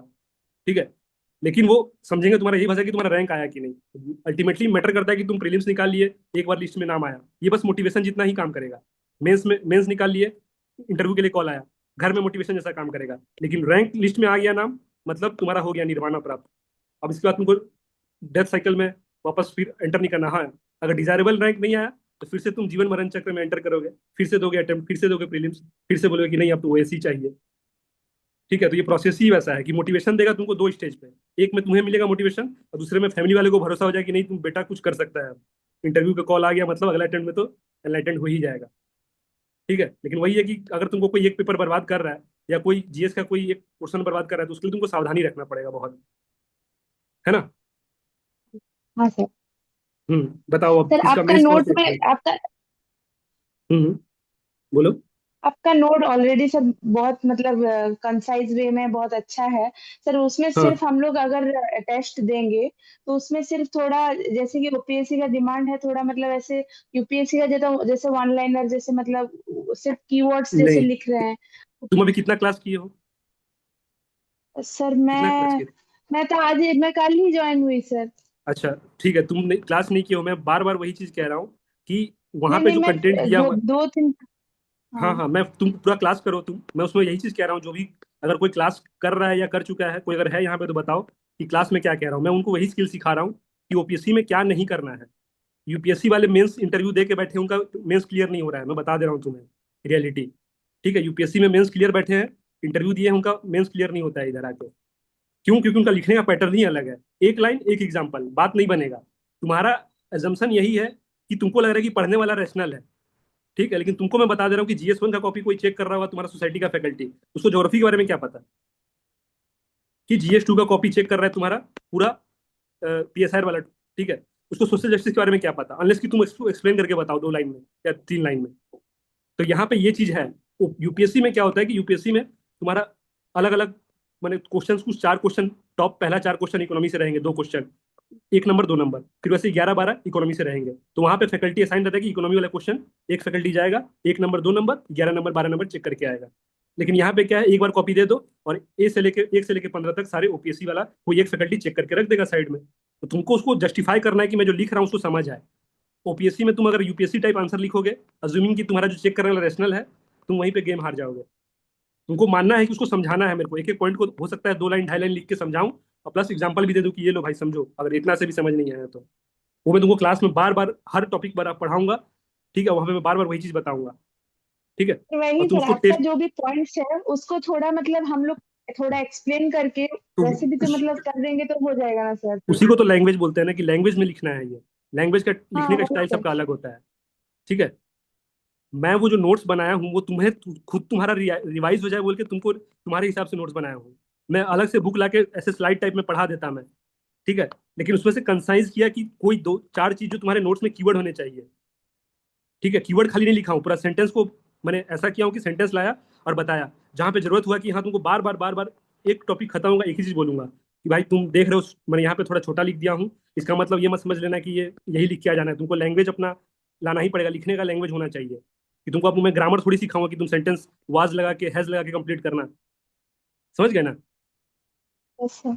हाँ, तुम्हारा कॉपी जब चेक होके भी आएगा, जो तुम्हारे जो मेंटर भी असाइन होंगे या फिर मैं ही अगर तुम्हारा कॉपी देखा, मैं वहाँ चीज को स्ट्रिक्टली मैं उनको डिस्करेज करने के लिए बोला हूँ कि जहाँ पे 1 लाइनर लिख के तुम उसको नंबर दे रहे हो, जिसको 1 लाइनर लिखे उसको डिस्करेज करो, नंबर मत दो उसको। हाँ, एटलीस्ट 1 से 1.5 लाइन 2.5 लाइन लिख रहा है तो उसको तुम ये करके रखो, अज्यूम करो कि उसको उसका थोड़ा मैंने है, उसको नंबर अप्रिशिएट करो उस चीज को। जो एक्सप्लेन करे, जो बहुत लेमन टर्म में समझा दे, उसको अप्रिशिएट करो। और जो खाली बस खाली कीवर्ड लिख के सोच रहा है कि मैं एक तो लिख दिया वे फॉरवर्ड और यहाँ पे लिख दे रहा हूँ कीवर्ड कि लिख दे रहा हूँ कि शुड बी एनहांस्ड, प्रमोट करके लिखते जा रहा है कीवर्ड। ठीक है, तो बस वो तो खेल खत्म है उसका। फिर तो जस्टिफाई करना पड़ेगा तुम क्या बोल रहे हो। प्रमोट प्रमोट करेगा क्या होगा, तो उसको 1 लाइन या 2 लाइन में समझाना पड़ेगा उसको। ठीक है, अच्छा। तुम जूम करो कि 124 नंबर 125 नंबर जो है वो कर रहे हैं वैसा। ठीक है, उतना कर रहे हैं, उतना तभी पहुंच पा रहे हैं उतना तक। कॉपीज है, सर तुम एनालाइज करो। हाँ हाँ बोलो। सर अगर हम ऐसे करेंगे तो सर ज्यादा डायमेंशन नहीं दे पाएंगे ना। ऐसा अगर हमें बस 3 4 कीवर्ड लिखेंगे और उसको 2 3 लाइन में एक्सप्लेन करेंगे तो हम बस 3 और 4 ही कीवर्ड लिख पाएंगे। बट ऐसे वन लाइनर में हम 5 6 डायमेंशन ऐसे दे पा रहे थे। अच्छा इसमें ठीक है। क्या करेंगे आप? हाँ, मैं बिल्कुल समझ गया तुम्हारा कंसर्न। अगर क्या हुआ कि उसको समझ, वो तुम 1 लाइनर लिखा उसको समझ ही नहीं कि तुम कहना क्या चाह रहे हो। ठीक है, अगर तुम 1 लाइन में लिखे उसको समझ नहीं आया, जैसे कि फॉर एग्जांपल कि 1857 रिवोल्ट हुआ, तो कॉज क्या थे? तो एक कॉज था सर्विस एनलिस्टमेंट एक्ट, एक कॉज था जो आया था एक्ट, उसकी वजह से भी लोग रिजेंटमेंट शो कर रहे थे। अब तुम क्या किए कि मैंने because of service enlistment act करके 1 लाइन लिखे। ठीक है, सर्विस अच्छा। एनलिस्टमेंट एक्ट 1 लाइन में हो जाएगा। अब उसको समझ नहीं कि हम्म। सर्विस एनलिस्टमेंट क्या था, क्या वो। अब समझे, तो वहां पे तुम कॉमा दो और बताओ कि इसमें क्या था। तो मैं तुम्हें इसलिए कह सर, रहा हूँ हाँ हाँ। सर तो फिर एक पॉइंट को हम कितना एक्सप्लेन करेंगे, उसका भी तो इतना कि लिमिट होगा ना। हाँ, नहीं नहीं, तो, लिमिट है, लिमिट है, बिल्कुल लिमिट है। हाँ, उतना उतना कि बिकॉज नहीं जैसे तो हम हाँ कि नहीं तो एक ही पॉइंट को हम एक्सप्लेन करते जाएंगे देन तो नहीं, वो मैक्सिमम आंसर्स कह रहा का हूं मैं, डिफरेंट पर्सपेक्टिव। ढाई ढाई से मैक्सिमम 3 लाइन, मैक्सिमम 3 लाइन कह रहा हूँ, 2.5 से 3 लाइन। ठीक है। तो फिर सर वो 3 लाइन के बाद फिर से एग्जाम्पल देंगे या उसमें और एग्जाम्पल देंगे? तुमको अगर एग्जाम्पल बढ़िया वाला लग रहा है तो एग्जाम्पल डालो, बेशक डालो। बढ़िया एग्जाम्पल अ, हमेशा अप्रिशिएट किया नहीं जाता है। नहीं मतलब एक क्वेश्चन में हमें जैसे कि नॉर्मल यूपीएससी में हम मोस्ट ऑफ द थिंग्स में एग्जांपल्स देते हैं। हाँ अगर हाँ। ओपीएससी वो पैटर्न को एक्सेप्ट नहीं करता है तो मैं पूछ रहा हूँ कि एक क्वेश्चन में हम कितना एग्जांपल्स डाल लेंगे? देखो 5 पॉइंट है लिख रहे हो तुम, तो तुम्हें अगर तीन, ऐसा नहीं हाँ। कि तुमको पांचों का पांचों एग्जाम्पल आ रहा होगा, दो में तुमको बहुत सटीक आ रहा होगा, एकदम स्पेसिफिक आ रहा होगा, और दो बाकी दो तीन में नहीं आ रहा है, ठीक है, तीन में नहीं आ रहा है, तो उस केस में तुम्हारा सेंटेंस छोटा है। मान लो कि तुम वन लाइनर जान रहे हो लेकिन उसको एक्सप्लेन करना नहीं जा रहे, तो मैं कह रहा हूँ कि इसी को तुम एग्जाम्पल करो और वहां पे एक्सप्लेन कर दो थोड़ा सा। ठीक है, ताकि पढ़ने वाले को एक सेंस ऑफ फीलिंग रहेगी, हर हर लाइन में बच्चा एग्जाम्पल लिखा है, और एग्जाम्पल पढ़ते समय उसको रियलाइज हो रहा है कि यही चीज को एक्सप्लेन किया है वो। ठीक है, जस्टिफिकेशन में तो तुमको दो, हाँ एक्चुअली। हाँ। हाँ, दो चीज स्पेसिफिक कर रहे हो कि हाँ। पहला तुम उसको गुड पॉइंट्स दिखा दिए एग्जांपल, कि मान लो कि सरपंचपति सिंड्रोम इश्यूज चल रहा है, फेस कर रहा है, तुम एग्जांपल दिखा दिए कि राजस्थान में ऐसा देखने को मिला था। ठीक, कि पंचायत वेब सीरीज लिख दिया जी। कि भाई पंचायत वेब सीरीज में वही चीज है, तो तुम उसको जस्टिफाई कर दिया ना कि भाई ये चीज ये है। अब सटीक एग्जांपल दो डाल दिए, अब बाकी हर लाइन में एग्जांपल आता हो जरूरी नहीं है, लेकिन जो लाइन आ रहा है तो उसको एक्सप्लेन तो कर सकते हो ना 2 लाइन में। सर लेकिन जब हम एक्सप्लेन करते हैं तो वो वर्ड का कंटेंट तो ज्यादा हो जाता है, वो तो वर्ड हाँ, लिमिट में तो नहीं वो रहता है। तुमको वो तुमको थोड़ा सा लैंग्वेज प्रैक्टिस लिखते लिखते तुमको डेवलप हो जाना है, वो 2.5-3 लाइन में कंप्लीट करने वाला टेस्ट आ जाना है तुमको। यूपीएससी वाले नहीं नहीं एडजस्ट नहीं मतलब कर वो जो पा। हाँ कलेक्टिव, हाँ वो जो कलेक्टिव आंसर मतलब हाँ हाँ यूपीएससी में वो तो वर्ड लिमिट में आ जाएगा। हाँ लेकिन हाँ जैसे अगर हम इलाबोरेट करते हैं पॉइंट को वो वर्ड लिमिट एक्सीड हो जाता है। हाँ। भले ही वर्ड लिमिट पेपर कैसे? पे, हाँ एक्सीड हो जाता है, मैं वही बोल रही हूँ। नहीं तो मैं अभी से कह दे रहा हूँ तुमको, जिनको डाउट है, एक पेज में तुमको मैक्सिमम 80 पेज से ज्यादा नहीं लिखना है। मान के चलता हूँ कि 75 से 75 पकड़ लो, 3 पेज है, 75, फिर तीसरा पेज में 75, अप्रोक्स अप्रोक्स तुम जाके रहोगे 220-230 के आसपास। ठीक है, अगर 80-80 भी लिख रहे हो मान के चलो तो 260 के आसपास रहोगे 3 पेज में, जो कि तुमको बोला है 250 का। टॉपर क्या करते हैं, वो मतलब 240 के आसपास ही रहते हैं वो। ठीक है, हाँ क्योंकि 10-10 वर्ड का उनको एडवांटेज रहता है सारे आंसर में। तुम चेक कर लेना उनका स्पेसिंग, तुम अभी जाना कोई टॉपर का कॉपी उठाना और काउंट कर लेना पेज। ठीक है, इसी के आसपास मिलेगा वो पूरा एग्जैक्ट। वो तुम्हारे मैंने जो नया आंसर लिख रहे हैं ना, उनका रहता होगा 280 के आसपास। मान के चलो 300 भी लिख देते होंगे, क्योंकि वो नया नया है, उनको पता नहीं है नहीं ना। मैं नहीं मतलब वो इलाबोरेट करने से वो क्या होता है कि आंसर भी बड़ा हो जाता है तो वर्ड लिमिट भी मतलब ज्यादा पॉइंट्स होगा तो अगर हमको ईच पॉइंट ही इलाबोरेट करना पड़ेगा, अगर वो एग्जामिनर समझ नहीं पाएगा तो उसमें हाँ, तो ज्यादा ही वर्ड्स होंगे ना। मे भी अब हम ऐसे, हाँ मिनिमम लिखे। हाँ, बात अब तो ऐसा मैं समझ लो। वही पूछ रही हूँ। हाँ नहीं, सही है, तुम्हारा कंसर्न सही है कि क्वेश्चन है, क्वेश्चन में तुमको 15 मार्क्स में दो डिमांड दिखता रहेगा क्लियर कट, और मतलब लॉन्ग क्वेश्चन। हाँ मतलब मैं एग्जाम दी हूँ मतलब मैं एग्जाम दी हूँ बट जैसे मुझे, मैं भी गई थी तो मुझे वही बोला गया कि तुमने जो लिखा है वो ऐसा नहीं है, ओपीएससी में वो एग्जामिनर कुछ समझता नहीं। हाँ मैं मतलब वही एकेडमी से ही मुझे पता चला, मुझे पता है बिकॉज ये मेरा थर्ड मेंस होगा। हाँ हाँ तो हाँ। मैं तो 2 बार मेंस लिख चुकी हूँ, मतलब मैं 2 बार वही गलती की हूँ, मुझे ही पता नहीं है। क्या मैंने आई मैंने नेवर बड़ा नो कि बड़ा बड़ा बड़ा पॉइंट लिखने का हाँ तुमको मतलब डिसएडवांटेज। नहीं नहीं मैं यूपीएससी के फॉर्मेट में लिखती थी। हाँ नहीं तो मैं तो बता दिया ना, इंटरव्यू वाले भी यहाँ पे हाँ मेंस नहीं क्लियर कर पा रहे हैं, मैं तो तुमको यही बताया ना। मेरे फ्रेंड सर्कल में तो ऐसे मैं हैं 3-4 जो मैंने वो यूपीएससी का मेंस लिखे हैं, और बहुत अच्छे से उनको यूपीएससी का जो टेस्ट सीरीज वगैरह लिखते हैं, फॉरम आईएएस, विजन आईएएस या बाजीराम में, उनको स्कोर आता है 120 के आसपास, और यहाँ पे वो 70-75 ला के लटक जा रहे हैं वो।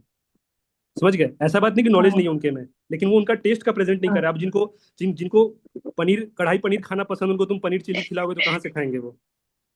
हाँ जी ठीक जी है, तो वो समझ। चीज़ तो है। सर यहाँ पे ज्यादा डायमेंशन नहीं देना चाहिए, बल्कि दो चार पांच कीवर्ड, एक सॉफ्ट पॉइंट में तीन चार या हाँ, पांच कीवर्ड देखिए, उसको दो तीन लाइन में सबको एक्सप्लेन करना चाहिए, आप यही कह रहे हैं? अच्छा, तुम एक बार टेस्ट में ट्राई करना कि तुम क्वेश्चन पढ़े और तुम 2 डायमेंशंस ब्रेक किए, एक कुछ बोला होगा डिस्कस करने के लिए, उसका एक पॉजिटिव हो सकता है, उसका एक नेगेटिव हो सकता है। ठीक, वो आएगा क्वेश्चन में। फिर विथ अगर तुम्हारे पास जगह बच भी जाए तो फिर एक वे फॉरवर्ड रखे रहना, कि मैनेज करने के लिए, स्पेस मैनेजमेंट के लिए, कि हाँ ठीक है भरना तो है कॉपी इन द एंड जैसे भी। जब तुम्हारे पास पॉइंट है ज्यादा, ठीक है, तुम लिख के देखना कि तुम 3 लाइन लिखने के बाद तुम्हारे पास कितना, दोनों डिमांड में कितना कितना पॉइंट लिख पाते हो। तुम देखना, अपना स्पेसिंग देखना, चेक करना। ठीक है, तो तुम अप्रोक्स अप्रोक्स की 6 और प्लस तुम्हारा 5, दूसरा डायमेंशन, पहला में 6, अप्रोक्स 5 यहाँ पे एक्सप्लेन कर दोगे आराम से तुम।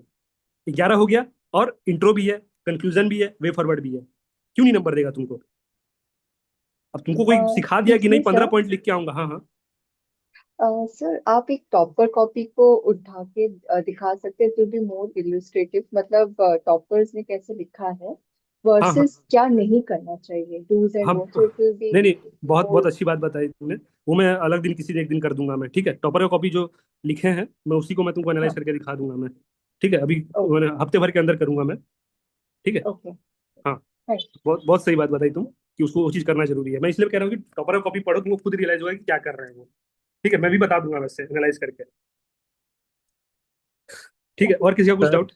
हाँ हाँ, सर जो वार्ड लिमिट आप बताए तो उसको सर काउंट कैसे, मतलब वो बिल्कुल काउंट नहीं प्रैक्टिस करना है। कैसे नहीं आए? नहीं, वो ऐसे होता है कि तुमको अपना स्पेसिंग एडजस्ट करना पड़ेगा। जैसे यहाँ पे अगर ओपीएससी तुमको सिलेबस दिया है, तो वो देखो कितना क्लियर कट सिलेबस को रखा है अपना, दिख रहा है स्पेसिंग, दिख रहा है कितना विजिबल है। तुम एक टॉपर का कॉपी उठाओगे, देखो कि उसका भी स्पेसिंग इसी टाइप से रहेगा, ठीक। तो तुम जब एक स्टैंडर्ड सेट करोगे, टेस्ट लिखने का पर्पज यही है कि तुम अपने आप को बिना काउंट किए तुम जान जाओगे कि मेरा 70 मैंने 75 के वर्ड आसपास हो गया, कि तुम्हारा स्पेसिंग का आदत हो गया रहेगा। तुम स्टार्ट यहीं से कर रहे हो और हर एक लाइन में 5 वर्ड लिख रहे हो, जब तुम काउंट करोगे देखोगे तुम्हारा कि 5 लाइन वर्ड लिख रहा हूँ हर एक लाइन में, तो अप्रोक्स में 75 या 35 होता है। तुम 8 10 10 लाइन के आसपास पहुंचोगे, तुम्हारा भर जाएगा यहाँ पे, ठीक है। कहीं कहीं पे 6 लाइन भी लिख सकते हो, छः छः छः वर्ड भी लिख सकते हो कहीं कहीं पे, तो तुम्हारा आ जाएगा। धीरे धीरे लिखते लिखते वो डेवलप हो जाता है, उसमें काउंट करने की जरूरत नहीं है। अप्रोक्स अप्रोक्स 70 से 75 या 80 कह लो, इसी बीच में सब फ्लक्चुएट करते रहते हैं जिनका स्पेसिंग अच्छा रहता है। और जिनका स्पेसिंग खराब है वो 100 वर्ड टच करते हैं हर एक पेज में, ठीक है। वो एक एक लाइन में 8 8 या 7 7 वर्ड भी लिख देते हैं एक एक लाइन में।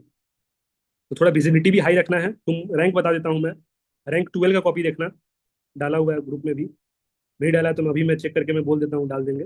रैंक 12 का स्पेसिंग देखना उनका खाली, ठीक है। और किसी का क्या डाउट है बताओ? सर एक GS4 का डाउट है। हाँ हाँ बोलो। सर GS4 का जब आंसर्स लिखते हैं, when we write the answer, should we give the generic examples, hmm. or or is there a danger to give some exclusive नहीं examples? नहीं देखो, So I got these two opinions.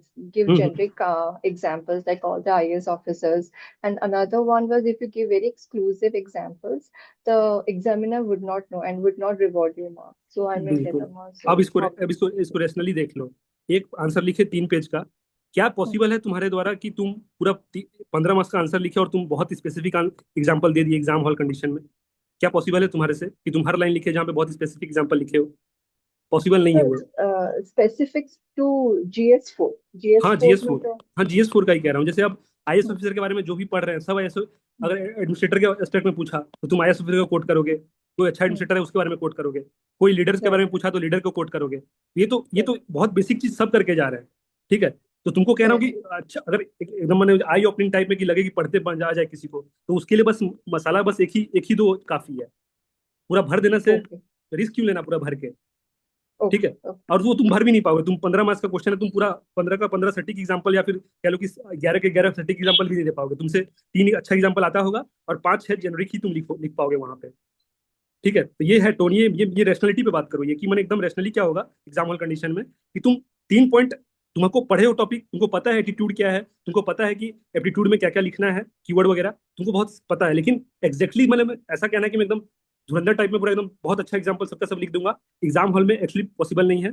अगर है भी तो तुम ट्राई करना एट बेस्ट की रैशनली कि अच्छा एग्जाम्पल लिखने का ही कोशिश करना। और ऐसा नहीं कि एग्जाम्पल Okay, खाली नाम लिखे और एक्सप्लेन किए नहीं कि किया क्या है वो। okay, जैसे दो दो स्टाइल होता है लिखने का एथिक्स में, कि एक कि तुम पहले अपना चीज को डिस्कस कर दो, ठीक है, जो भी क्वेश्चन में पूछा है डिमांड तो डिस्कस करो, और फिर हल्का हल्का एग्जांपल का एसेंस देते रहो, और ब्रॉडर ब्रॉडर सेंस में लास्ट में तुम एग्जांपल को, दो बड़ा एग्जांपल को तुम एक्सप्लेन कर दो लास्ट में। जैसे वे फॉरवर्ड लिखते हैं GS 3 में, वैसे यहाँ पे तुम दो बड़ा एग्जांपल को जस्टिफाई कर दो उसी से, ठीक है।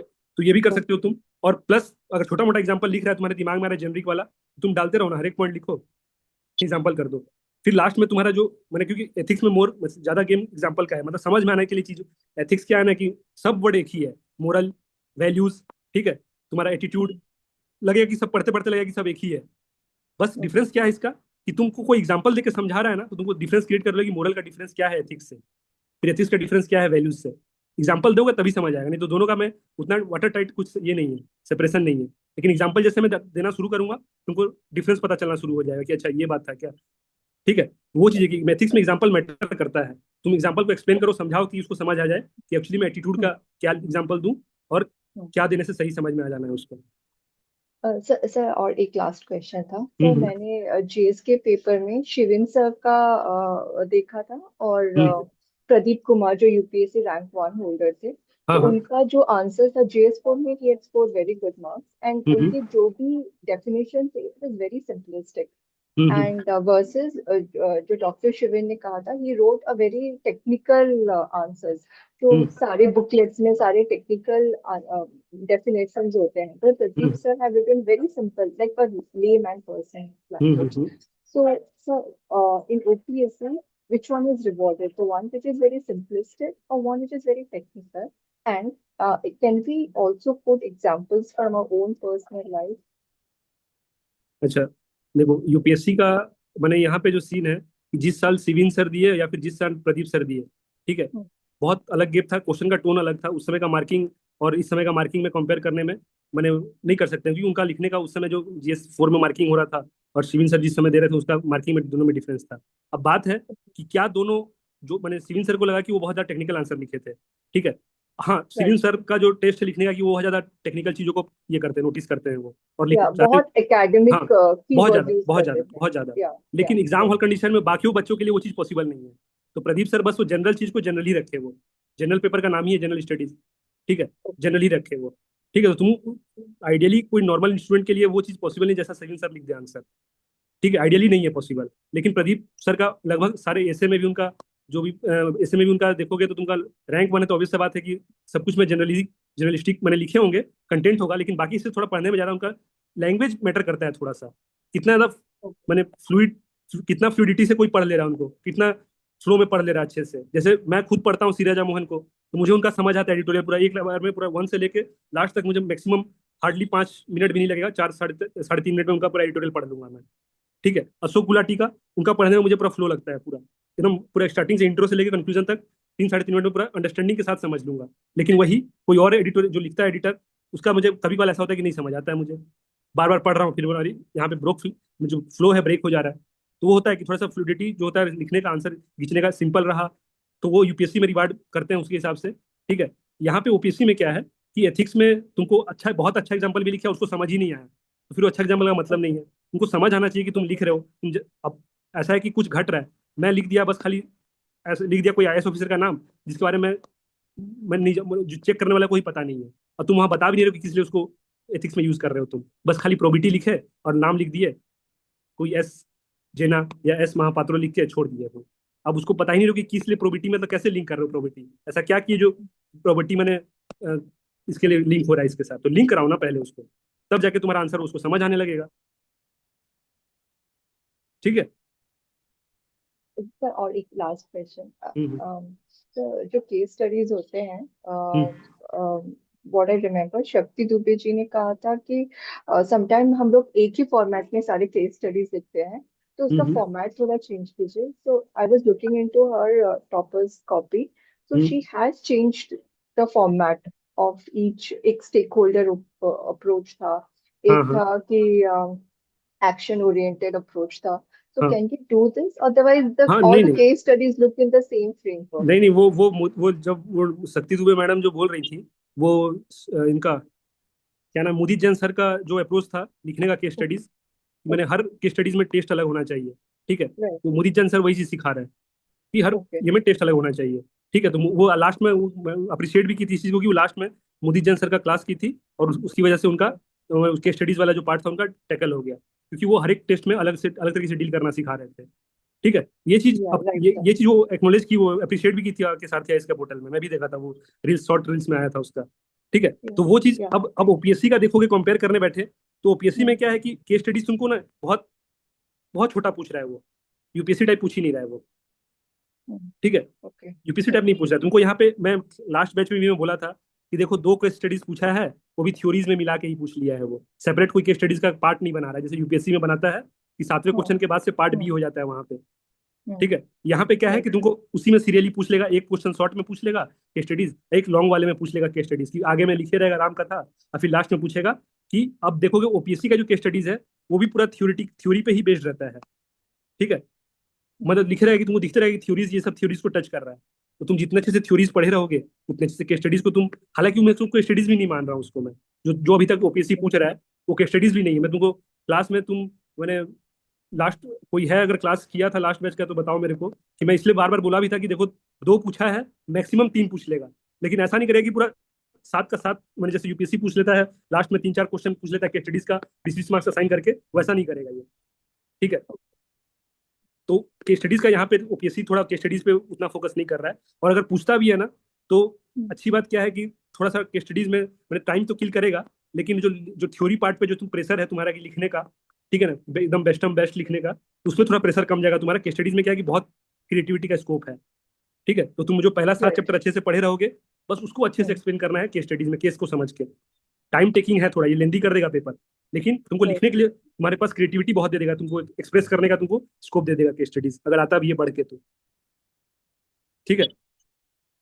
So the crux of the matter is, I think, अगर कल को, if looking at the evolving nature of UPSC, if they are asking case studies, it is an open-ended thing. We can play around it. हाँ हाँ हाँ हाँ, तो नहीं, मैंने कंपेयर कर रहे हो ओपीएससी के साथ यूपीएससी का। नहीं सर, मैं पूछ रही हूँ कि जैसे कि अभी if I look at the pattern, OPSC question पूछने का भी तरीका काफी इवॉल्व कर रहा है, and I would not be surprise if you throw us a ball and give us a lot of case studies. तो तो how should we like deal with the case studies? हाँ, वो केस स्टडीज का देखो, तुमको थोड़ा सा मैंने जो, अगर मैं पहले जिनको भी केस स्टडीज का लेके डर है, मैं एक चीज उनको बहुत क्लियर तरीके से बता देता हूँ, वेदर तुम कोर्स के पार्ट रहो या नहीं रहो, तुमको ये पहला जो टॉपिक है यहाँ तक प्रोबिटी तक, ठीक है, पूरा चीज मेमोराइज करना है तुमको। मैं बता दे रहा हूँ, तुम्हारा कुछ नहीं हो सकता एथिक्स में। ठीक है, तुम जनरिक लिख लोगे 100 नंबर आ जाएगा, लेकिन जो अच्छा जो कट अबव होना है ना, कट अबव 20 मार्क्स का, तुम यहीं पे फ्लक्चुएट होते रहोगे। ये 20 मार्क्स ही डिसाइड करने वाला है तुम्हें। तुम लिख दोगे बिना रटे, यहाँ पे इसको रटना जरूरी है, यहाँ तक प्रोबिटी वाला जो टॉपिक तक है तुमको थ्योरीज रटने पड़ेंगे। ये रट लिए हो, केस स्टडीज देखे तुम साथ ही साथ पकड़ लोगे कि जो थ्योरीज किस थ्योरीज को टच कर रहा है, ये केस स्टडीज कौन सा एथिकल डिलेमा को टच कर रहा है, तुमको पढ़ते साथ रियलाइज हो जाएगा। तो इसलिए कह रहा हूँ कि पहला जो 7 चैप्टर है यहाँ पे, यहाँ तक इसको तुमको रटना पड़ेगा, एनी हाउ रटना पड़ेगा, मेमोराइज करना पड़ेगा। मेमोराइज करना पड़ेगा, ये बहुत कोर पार्ट है। तुमको कोई कोई कहता नहीं कि भाई ये मैंने कोई अलग तरीके से, मैंने इंटेलेक्चुअल वाला चीज है, नहीं रटना रहता है, सब समझना रहता है। मैं कह रहा हूँ कि समझ भी लोगे और पेपर में नहीं लिख पा रहे हो ना, कोई मतलब नहीं है तुम्हारा समझ का। ठीक है, तुम रटे इतना अच्छे से कि तुम्हारा कॉपी में देखते साथ तुम्हारा हाथ उसको लिखना शुरू कर दे, तो फिर उसको बोलते हैं कि प्रिपेयर करके जाना। ठीक है, तो समझने से काम नहीं चलेगा, यहाँ पे रटने का भी स्कोप है पूरा। रटो, कीवर्ड्स वगैरह जो है, जो एथिक्स का डेफिनेशन है कि क्या है जो पूछ रहा है, पीवाईक्यूज वगैरह बस रेफरेंस के लिए ही होता है कि हाँ इन टॉपिक से डायमेंशन में पूछा है, तो पूछना हुआ तो या तो इसी को पूछेगा या तो थोड़ा इससे अलग डायमेंशन में ये पूछ सकता है। उतना रोल है पीवाईक्यूज का। लेकिन यहाँ पे क्या है कि तुमको लिख दिया है कि मैं ये सब डिटर्मिनेंट्स पूछूंगा, मैं यहाँ से डायमेंशन पूछूंगा एथिक्स का क्या है, तुमको नहीं पता है डिटर्मिनेंट्स क्या है, मतलब ही नहीं समझते डिटर्मिनेंट्स का मतलब क्या है, तुमसे पूछ चुका है OPSC. I dimension of ethics में पूछेगा तो क्या पूछ सकता है, तो ये सब तुमको पढ़ना पड़ेगा, एक एक चीज इसके ऊपर है ना। Right. That's all. हाँ, और किसी का डाउट? सर हाँ हाँ, सर एक्चुअली हमको पॉइंट्स इलाबोरेट करना पड़ेगा ना, तो 15 मार्कर में हमको कितना पॉइंट्स लिखना ठीक रहेगा, और 20 मार्कर में कितना पॉइंट्स लिखने से ठीक रहेगा? देखो, जो भी पहला डिमांड होता है क्वेश्चन का, ठीक है, उसको वेटेज हम्म। ज्यादा देना। मैंने कि जैसे क्वेश्चन में क्लियर कट लिखा है डिस्कस, और कुछ सेंटेंस दिए रहेगा हम्म। डिस्कस करने का, तो उसको वेटेज देना है। मतलब कि मान के चलो कि तुम 6 या 7 लाइन लिख रहे हो, 7 पॉइंट लिख रहे हो जो डिमांड है, और पहला पेज में डिमांड दिखना चाहिए, तुम नेक्स्ट पेज में डिमांड स्टार्ट मत करना। ठीक है, इंट्रो के बाद कुछ भी करो, थोड़ा बहुत डाटा वाटा डाल रहे हो तो डालो, लेकिन इंट्रो के बाद तुमको पहला ही पेज में डिमांड दिखना चाहिए। तुम सोचोगे कि मैं यहाँ पे कुछ लिख देता हूँ क्योंकि मेरे पास सेकंड डिमांड के लिए ज्यादा कंटेंट नहीं है, ये सब मत करना, पहले डिमांड ही पहले हिट करना है। ठीक है, और पहला डिमांड को वेटेज ज्यादा देना है। उसके बाद जो अल्टरनेटिव व्यू देना है, कि मान लो कि क्रिटिकली एनालाइज बोला था और टोन पढ़ के लगा कि वो एआई के बारे में तारीफ करके लिखा है कि एआई जो है गवर्नेंस में बहुत बड़ा चेंज लाया है, तुम तारीफ कर दो पूरा 1.5 पेज। मैंने जो बोलते हैं ना वेटेज देने का बात आया, 2 डिमांड क्रिटिकली एनालाइज जी। किया है और लिख दिया कि गवर्नेंस जो है इंप्रूव हो गया है बिकॉज ऑफ एआई। अब तुम तारीफ कर दिए, मैं बोला कि तारीफ कितना किए, कि तुम 60% या 70% तारीफ कर दिए, लेकिन एक क्रिटिकली एनालाइज लिख दिया था वो। अब इसका क्या, सब कुछ अच्छा ही है एआई में? ठीक है, एआई का तो कुछ नहीं, नेगेटिव है। डिमेरिट लिख के हाँ फिर वे हाँ फॉरवर्ड लिखना हाँ, तो पड़ेगा। जो वेटेज है, जो जो डिमांड का जो वेटेज है उसको थोड़ा सा बढ़ा के रखना, जो भी प्रोपोर्शन हो तुम्हारा, स्पेस जो भी हो प्रोपोर्शन में, थोड़ा जो कोर डिमांड है उसको तुम पहले टारगेट करके बड़ा साइज में लिखना, और फिर जो बच गया सेकंड वाला अल्टरनेटिव व्यू, उसमें तुम दो चार लाइन और ऐड कर देना जितना स्पेस हिसाब से कि हाँ इसमें प्रॉब्लम प्रॉब्लम गिनवा दिए हैं और स्कोप है वे फॉरवर्ड लिखने का, तो फिर वे फॉरवर्ड भी लिख देंगे। ठीक है, और वे फॉरवर्ड। बट सर ऐसे ऐसे एवरेज में ओवरऑल पॉइंट्स कितना रहना चाहिए वही तो। अरे वो डिपेंड करता है कि तुम्हारा स्पेसिंग तुम किस अ, मैंने फॉन्ट साइज में लिख रहे हो। मैं तुमको कह रहा हूँ कि एक बार रैंक 12 का कॉपी अच्छा देखो। ठीक है, रैंक अच्छा 12 का अच्छा कॉपी देखो। वो जीएस में मैंने अच्छा एवरेजली उसका 100 से ऊपर ही है लगभग सब में, रैंक 12 का। और शायद से एक पेपर में जीएस 1 में उनका उनका कम था। उनका फॉन्ट साइज देखना तुम, मैं उनका फॉन्ट साइज देख के मैं खुद मैंने इंप्रेस हुआ कि मुझे पढ़ना नहीं पड़ रहा है, मैं बस देख रहा हूँ और मुझे सब दिख रहा है, लग रहा है कि मैं उठ उठ के मेरे दिमाग में घुसते जा रहा है। इतना फॉन्ट साइज उनका मैंने अच्छा था, पढ़ने में मजा आ रहा था। तो उनका फॉन्ट साइज बहुत बड़ा था उनका। अच्छा ठीक है, तो तुम्हारे मैंने डिपेंड करता है कि तुम कितना फॉन्ट साइज में लिख रहे हो। अगर तुमको लिखते लिखते लगा कि मैंने बहुत कम हो गया कंटेंट, की फॉन्ट साइज बहुत ज्यादा बड़ा हो गया, तुम उसको एडजस्ट करोगे। डिपेंड करता है प्योरली मैंने तुम्हारे फॉन्ट साइज पे। ठीक है, आइडियली मुझसे ओके पूछोगे तो छह, कम से कम 11 पॉइंट मैंने मिनिमम स्टैंडर्ड तो होना चाहिए 11 पॉइंट का, कि 6 पॉइंट पहला डिमांड में और 5 पॉइंट सेकंड डिमांड में। अब फिर अगर तुम 7 कर लो इधर, 4 उधर कर लो, लेकिन मिनिमम 11, क्योंकि इंट्रो और कंफ्यूजन और वे फॉरवर्ड का भी कुछ रहता है प्रेजेंस। ठीक है। सर सर वो मिनिमम इंट्रो 11 मतलब? कंक्लूजन वेव क्या बोले? इंट्रो कंक्लूजन और वे फॉरवर्ड को छोड़ के 11 पॉइंट में वही बोल रहे हैं हाँ हाँ हाँ हाँ, आप। बॉडी में, हाँ मेन बॉडी में, कोर बॉडी में। हाँ हाँ, यस यस सर जी 11 सर मीन्स जो क्रिटिसिज्म वो मतलब मिला के सब मिला के 11 पॉइंट का? तुम मैंने मैं कह रहा हूँ कि आइडियली कह रहा हूँ तुम उसको बढ़ा सकते हो depending upon your font size. तुम्हारा फॉन्ट साइज अगर छोटा है तो तुम थोड़ा सा क्या करोगे, पॉइंट ज्यादा एडजस्ट कर पाओगे वहां पे। लेकिन कम से कम 6 पॉइंट तो डिमांड में लिखना ही पड़ेगा, क्योंकि ऐसा चीज पूछा है तुमसे, रीजनलिज्म के बारे में पूछा है, और तुम 6 चीज नहीं लिख पा रहे हो रीजन के बारे में, तो फिर तुम्हारा आंसर होलिस्टिक भी नहीं लगेगा। ये 5 मान लो कि कंटेंट ही कम है तुम्हारे पास, तो 5, 4 जेनरिक लिख दिए और 2 थोड़ा ऊपर नीचे करके मैनेज कर दिए। ठीक है, वो कह रहा हूँ बॉडी, कोर बॉडी का कह रहा हूँ। बाकी तुम्हारा उधर वे फॉरवर्ड वाला को काउंट मत कर लेना इधर। पेपर का स्पेसिंग देखो ना तुम, स्पेसिंग देखो कितना है। यहाँ पे तुम सबहेडिंग दोगे इंट्रो के बाद, यहाँ पे लिखोगे 1 पॉइंट, 2 पॉइंट, चलो यहाँ पे फिलअप ही कर दिए पूरा। फिर यहाँ पे आओगे तो यहाँ पे तुम्हारे पास पूरा 3 पॉइंट, 4 पॉइंट, 5 पॉइंट लिखे। यहाँ से सेकंड डिमांड का खुल गया तुम्हारा कि 6 पॉइंट लिखना है, 6 पॉइंट लिख दिए। सेकंड डिमांड यहीं से खोले। अब यहाँ पे खोले तो स्पेस कम है, थोड़ा सा एडजस्ट कर लो। अगर तुमको लग रहा है कि वे फॉरवर्ड बहुत जरूरी है, कि क्वेश्चन में कह रहा है कि मेजर्स मेजर्स पूछा नहीं है, और तुमको लग रहा है कि वे फॉरवर्ड की गलती गिनवा रहे हैं, तो गलती गिनाना काम नहीं है ना हमारा। उसके लिए कुछ वे फॉरवर्ड अगर 2 लाइन भी लगता है तो पॉइंट लगता है, यहाँ पे एडजस्ट कर देना 2 लाइन। अगर लगता है कि हाँ वे फॉरवर्ड बहुत जरूरी है और एक्सपांड बोला है, तो एक्सपांड में वे फॉरवर्ड का स्कोप नहीं रहता है भाई। वो सीधा सा कह रहा है कि स्टेटमेंट को तुम एक्सपांड करो। यहाँ पे तुम अपना ये मत करो, डिस्कस मत करो कि क्रिटिकली एनालाइज मत करो। ठीक है, तो यहाँ पे तुमका स्कोप है, यहाँ पे लिखो तुम 1 पॉइंट, 2 पॉइंट, 3 पॉइंट, 4 पॉइंट, जो भी एडजस्ट होता है यहाँ तक, और हो गया काम खत्म, तो कंक्लूड कर दो लास्ट में।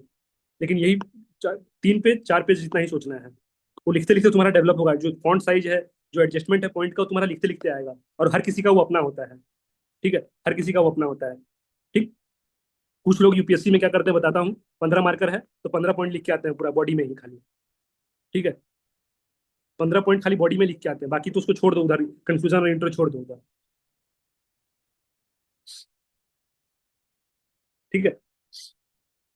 सर जो 15 मार्कर्स होते हैं जनरली दो हम्म दो डिमांड्स होते हैं, इफ आई एम राइट।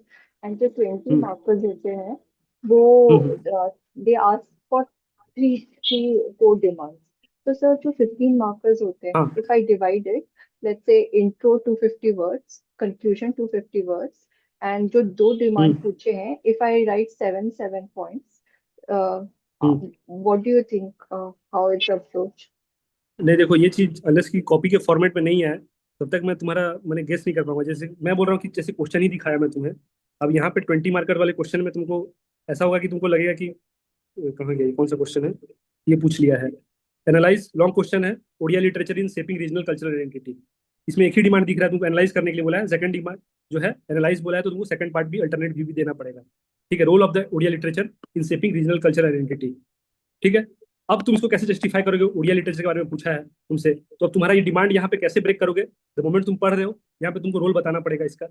ठीक है, रोल बताना पड़ेगा, और प्लस यहाँ पे अब तुमको स्कोप देखो, अब 4 पेज लिखना है, तुम सोच के देखो ना, देखते साथ 4 पेज Yes, लिखना है। yes. अब कैसे टच करोगे लास्ट चौथा पेज का कंफ्यूजन, मतलब पेपर पढ़ने के साथ साथ ये भी लगना चाहिए कि बच्चा जो है नॉलेजेबल है, मैंने सेंस मैंने फीलिंग आना चाहिए कि बच्चा जो है नॉलेजेबल है। तो पूरा यहाँ तक लिखने की कोशिश करना जहाँ पे वो कंक्लूड हो यहाँ तक। अगर मान लो कि किसी भी कारण से तुम्हारा पेपर कंप्लीट नहीं हो रहा है, लेकिन कम से कम लास्ट पेज तक खींच के ले आना उसको।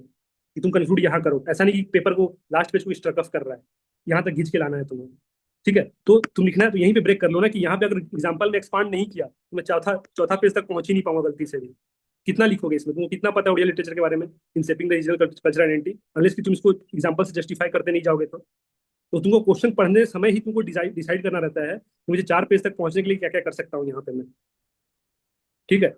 सर इस क्वेश्चन में मुझे एग्जांपल्स नहीं आते थे, तो मैंने बहुत ही जेनरिक लिखा था कि what could be in that particular period.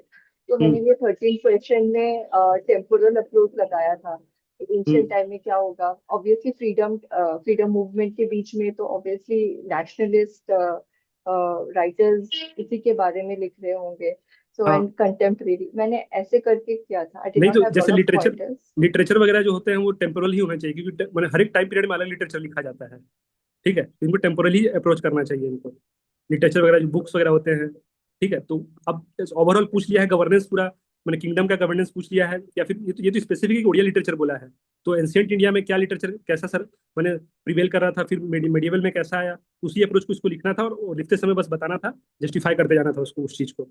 ठीक है, तो एग्जाम्पल जितना ज्यादा लिखते उतना तुम्हारा पॉइंट भरते जाता चौथा पॉइंट में। और बाकी लोग भी, जैसे तुमको लग रहा है कि मैं इसको सबसे बेस्ट लिख दूंगा, बाकी लोग को भी उतना ही प्रॉब्लम हो रहा है जितना तुम्हें हो रहा है। बस तुम ट्राई कर रहे हो कि मैं कैसे फोर्थ पेज का मैं कंफ्यूजन अपना एंड करूँ। ठीक है, वही चीज मैनेज करना है। एग्जाम में तुमको 13 क्वेश्चन तुम्हारे मन मुताबिक या 12 क्वेश्चन आते रहेंगे तुम्हें, और 3 क्वेश्चन जो होंगे तुमको एडजस्ट करना है, बाकियों से बेहतर करना है। और बाकियों से बेहतर इन द सेंस क्या, कि पेपर कंप्लीट करना है, और कंप्लीट करने के साथ साथ थोड़ा सा मीनिंगफुल रखना है। ठीक है, थोड़ा सा मीनिंगफुल रखना है। जैसे कि मैं खुद क्लास में भी मना करता हूँ कि GS2 में डायग्राम वगैरह मत बनाओ भाई। ठीक है, हम्म। नहीं बनाओ। मैं मना करता हूँ, बार बार मना करता हूँ, इसलिए क्योंकि मैं जान रहा हूँ कि जिनका नंबर नहीं आ रहा है उनको क्यों नहीं नंबर आ रहा है। स्कोप नहीं है GS2 तो में डायग्राम बना। GS2 में गवर्नेंस एंड सोशल जस्टिस में तो डायग्राम शब्द बना सकते हैं, not the polity portion, but governance and justice. जैसे कि क्या बनाओगे? जैसे कि सपोज क्वेश्चन आ गया, very simple question, what is good governance. तो हाँ, क्राफ्ट UNDC का जो रिलेवेंट। भी फॉर्मेट था, तो we can just draw a kind of circle, hub and देखो स्पोक करके दिखाना। देखो वो चीज, वही चीज मैं GS2 में मना कर रहा हूँ कि हब एंड स्कोप वगैरह करना ना, जो GS2 चेक कर रहे हैं। एक्चुअली ये मेरा पर्सनल एक्सपीरियंस मैं नहीं जानता, मेरे को टॉपर थे लास्ट बैच के। ठीक है, वो उनको नंबर 70-70 आ रहा था, मैंने लगातार 2-3 बैच से 70-75 के समथिंग आ रहा था। तो पता किया कि भाई ऐसा क्यों हो रहा है कि GS2, डिस्पाइट कि GS2 इतना स्ट्रांग है, उनका कंटेंट बहुत सॉलिड लिखते हैं, तो फिर भी उनको उसका नंबर कम किया। तो क्या कर क्या रहे थे कि वही चीज वो एरो एरो मार के लिख रहे थे वो।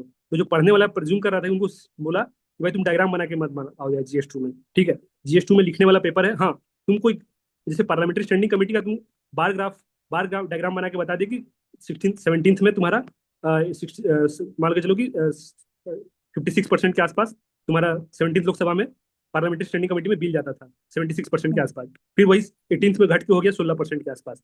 अब ये है, ये तुम बार ग्राफ में समझा दिया, दिख रहा है क्लियर कट। अब उसके बाद स्कोप जो है डायग्राम बना के एरो प्रेजेंटेशन देना, वो GS2 में मना मना कर रहे हैं वहां पे। ठीक है, मैंने ऐसा हाल है GS2 का कि सेक्शनल कटअप भी नहीं करने दे रहा था बच्चे को। वो बच्चे कह रहे थे कि मेरा PSR ऑप्शनल है, क्लैरिटी है उनको कॉन्सेप्ट का, लेकिन वो चीज कर रहे थे वो। एरो मैंने इतना क्लैरिटी है कि वो एरो में दिखा के आ जा रहे हैं खाली, उनको लग रहा है कि कीवर्ड ही लिख देने से समझ जाएगा अगला आदमी।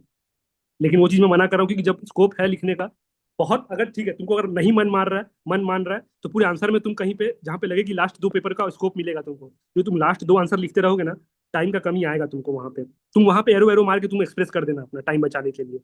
ऐसा ना हो कि पेपर छूट जाए, लेकिन लास्ट का 2 क्वेश्चन में टाइम इशूज होता है। तो तुम वहां पे तुम जैसे वे फॉरवर्ड लिख रहे हो, तो लिख दिए वे फॉरवर्ड ऐसे बड़ा सा, मार दिए, टाइम का कमी है, स्पेस बचाना है, टाइम ही बचाना, लगना चाहिए भरा भरा है। तो वहां पे 2 क्वेश्चन में तुम एरो एरो मार के तुम जो जो भी बनाना है, हब एंड स्कोप करना है। जैसे हम एथिक्स में भी सजेस्ट करता हूँ कि हब एंड स्कोप इस तब यूज करना, स्टेक होल्डर बड़ा सा लिख देना जब कुछ नहीं आ रहा हो और पेज भरना हो। ठीक है, तो वो चीज है, उतना में इसको मैंने लिबर्टी क्रिएटिविटी उतना तुमको एग्जाम हॉल में दिखाना पड़ेगा। लेकिन GS2 में स्ट्रिक्टली मना इसलिए कर रहा हूँ कि वो चेक जो कर रहे हैं वो सजेशन दिए, तब जाके उनका GS2 में बढ़िया नंबर आया, 120 समथिंग आया है। ठीक है, सर तो फिर डायग्राम हम किस किस पेपर में कर सकते जीएस हैं थ्री में मोस्टली? GS3 में तो डायग्राम वालों को अप्रिशिएट कर रहा है। ठीक है, और और GS1 में ज्योग्राफी के लिए तो हाँ हाँ हाँ, डायग्राम। GS1 हिस्ट्री के लिए भी डायग्राम है वहाँ पे। तो हिस्ट्री तुम बताओगे, अगर कोई हाँ तुम्हारा हाँ। उड़ीसा का पार्ट का कोई मैंने डायसेक्शन हो रहा है भाई, उसको काटा जा रहा है, कहीं से डिवीजन हो रहा है, तो तुम दिखाओगे ना भाई। रीजनलिज्म में तुम बताओगे ना कि कैसे उड़ीसा का साउथर्न उड़ीसा और वेस्टर्न उड़ीसा जो है तुम्हारा पीछे रह गया है, तो दिखाओगे डायग्राम करके ही। तुम्हारा GS3 में भी, तुम्हारा इंटरनल सिक्योरिटी में भी तुम दिखाओगे उड़ीसा का जो मैंने कैसे रेड मैक्सिज्म के साथ टच है, रेड कॉरिडोर दिखाओगे ना तुम, तो वहां पे स्कोप है। Red corridor. हाँ, तो वहां पे तो स्कोप है। जीएस4 में हम स्टेक होल्डर दिखाने के टाइम एंड हाँ एथिकल डिलेमा उसके हाँ टाइम हाँ, अरे नहीं नहीं, मैं कह रहा हूँ कि GS2 में भी, GS4 में भी, अच्छा। GS4 में भी, मतलब जैसे मान के चलो कि तुम लिखे, एक्चुअली होता क्या कि GS4 बहुत को लिखने नहीं आता है। ठीक है, उनको उनको पढ़े हैं वो, लेकिन उसको लिखने नहीं आ रहा है। अब एथिक्स तो बचपन से सबके अंदर होता है, बोलते हैं ना कि मैंने हर किसी के अंदर थोड़ा सा यस सर। एथिक्स है, लेकिन यस उसको सर। लिखना भी है तो वो एक्सप्रेस करने नहीं आ रहा है उनको। तो वहां पे क्या है कि तुम्हारे पास GS4 में भी स्कोप है। जैसे मैं जानता हूँ जो रैंक रैंक 3 थे, रैंक 4 थे, ये लोग बना के आए हैं डायग्राम, ब्लॉक डायग्राम बना के आए हैं। ठीक है, ब्लॉक डायग्राम बनाए हैं इनको। सर मैं रैंक 4 को मैं गाइड कर रहा था, रैंक 4 लास्ट बैच की थी पार्ट, कनक। ठीक है, तो उसको मैं बोलता था, क्लास में भी बोला हूँ कई बार कि भाई तुम जहाँ स्कोप लगे कि तुमको दिखाना है, ब्लॉक डायग्राम बना के एरो दिखा के। लेकिन हाँ, फिर वही है कि कोई एक ऐसा फैकल्टी हो सकता है जो तुमको ज्यादा ब्लॉक डायग्राम पसंद ना करे और तुमको कम कर दे। ठीक है, वो अलग मैटर है, लेकिन इन जनरल रैंक 3 रैंक 4 ये लोग बहुत। सर हाँ। हाँ सर, जो जैसे हम मैप का डायग्राम बनाते हैं जीएस1 में, हम हम्म। वो बीच में डायग्राम बनाएंगे या साइड में डायग्राम बनाएंगे, अरे वो डायग्राम पूछना है। डायग्राम बस ऐसा रखो कि अगला हाँ, आदमी को समझ आ जाए।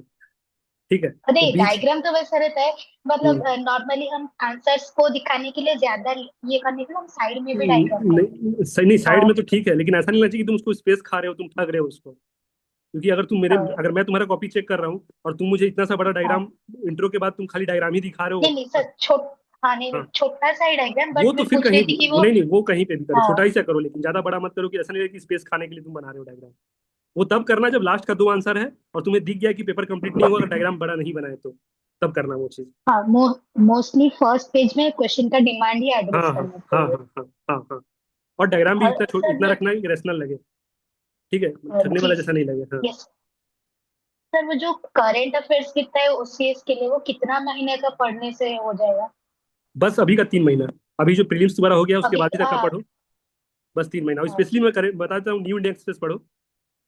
न्यू इंडियन एक्सप्रेस आता है, भुवनेश्वर एडिशन। ठीक है, भुवनेश्वर एडिशन मैंने उड़ीसा के बारे में बहुत अच्छे से दिया रहता है।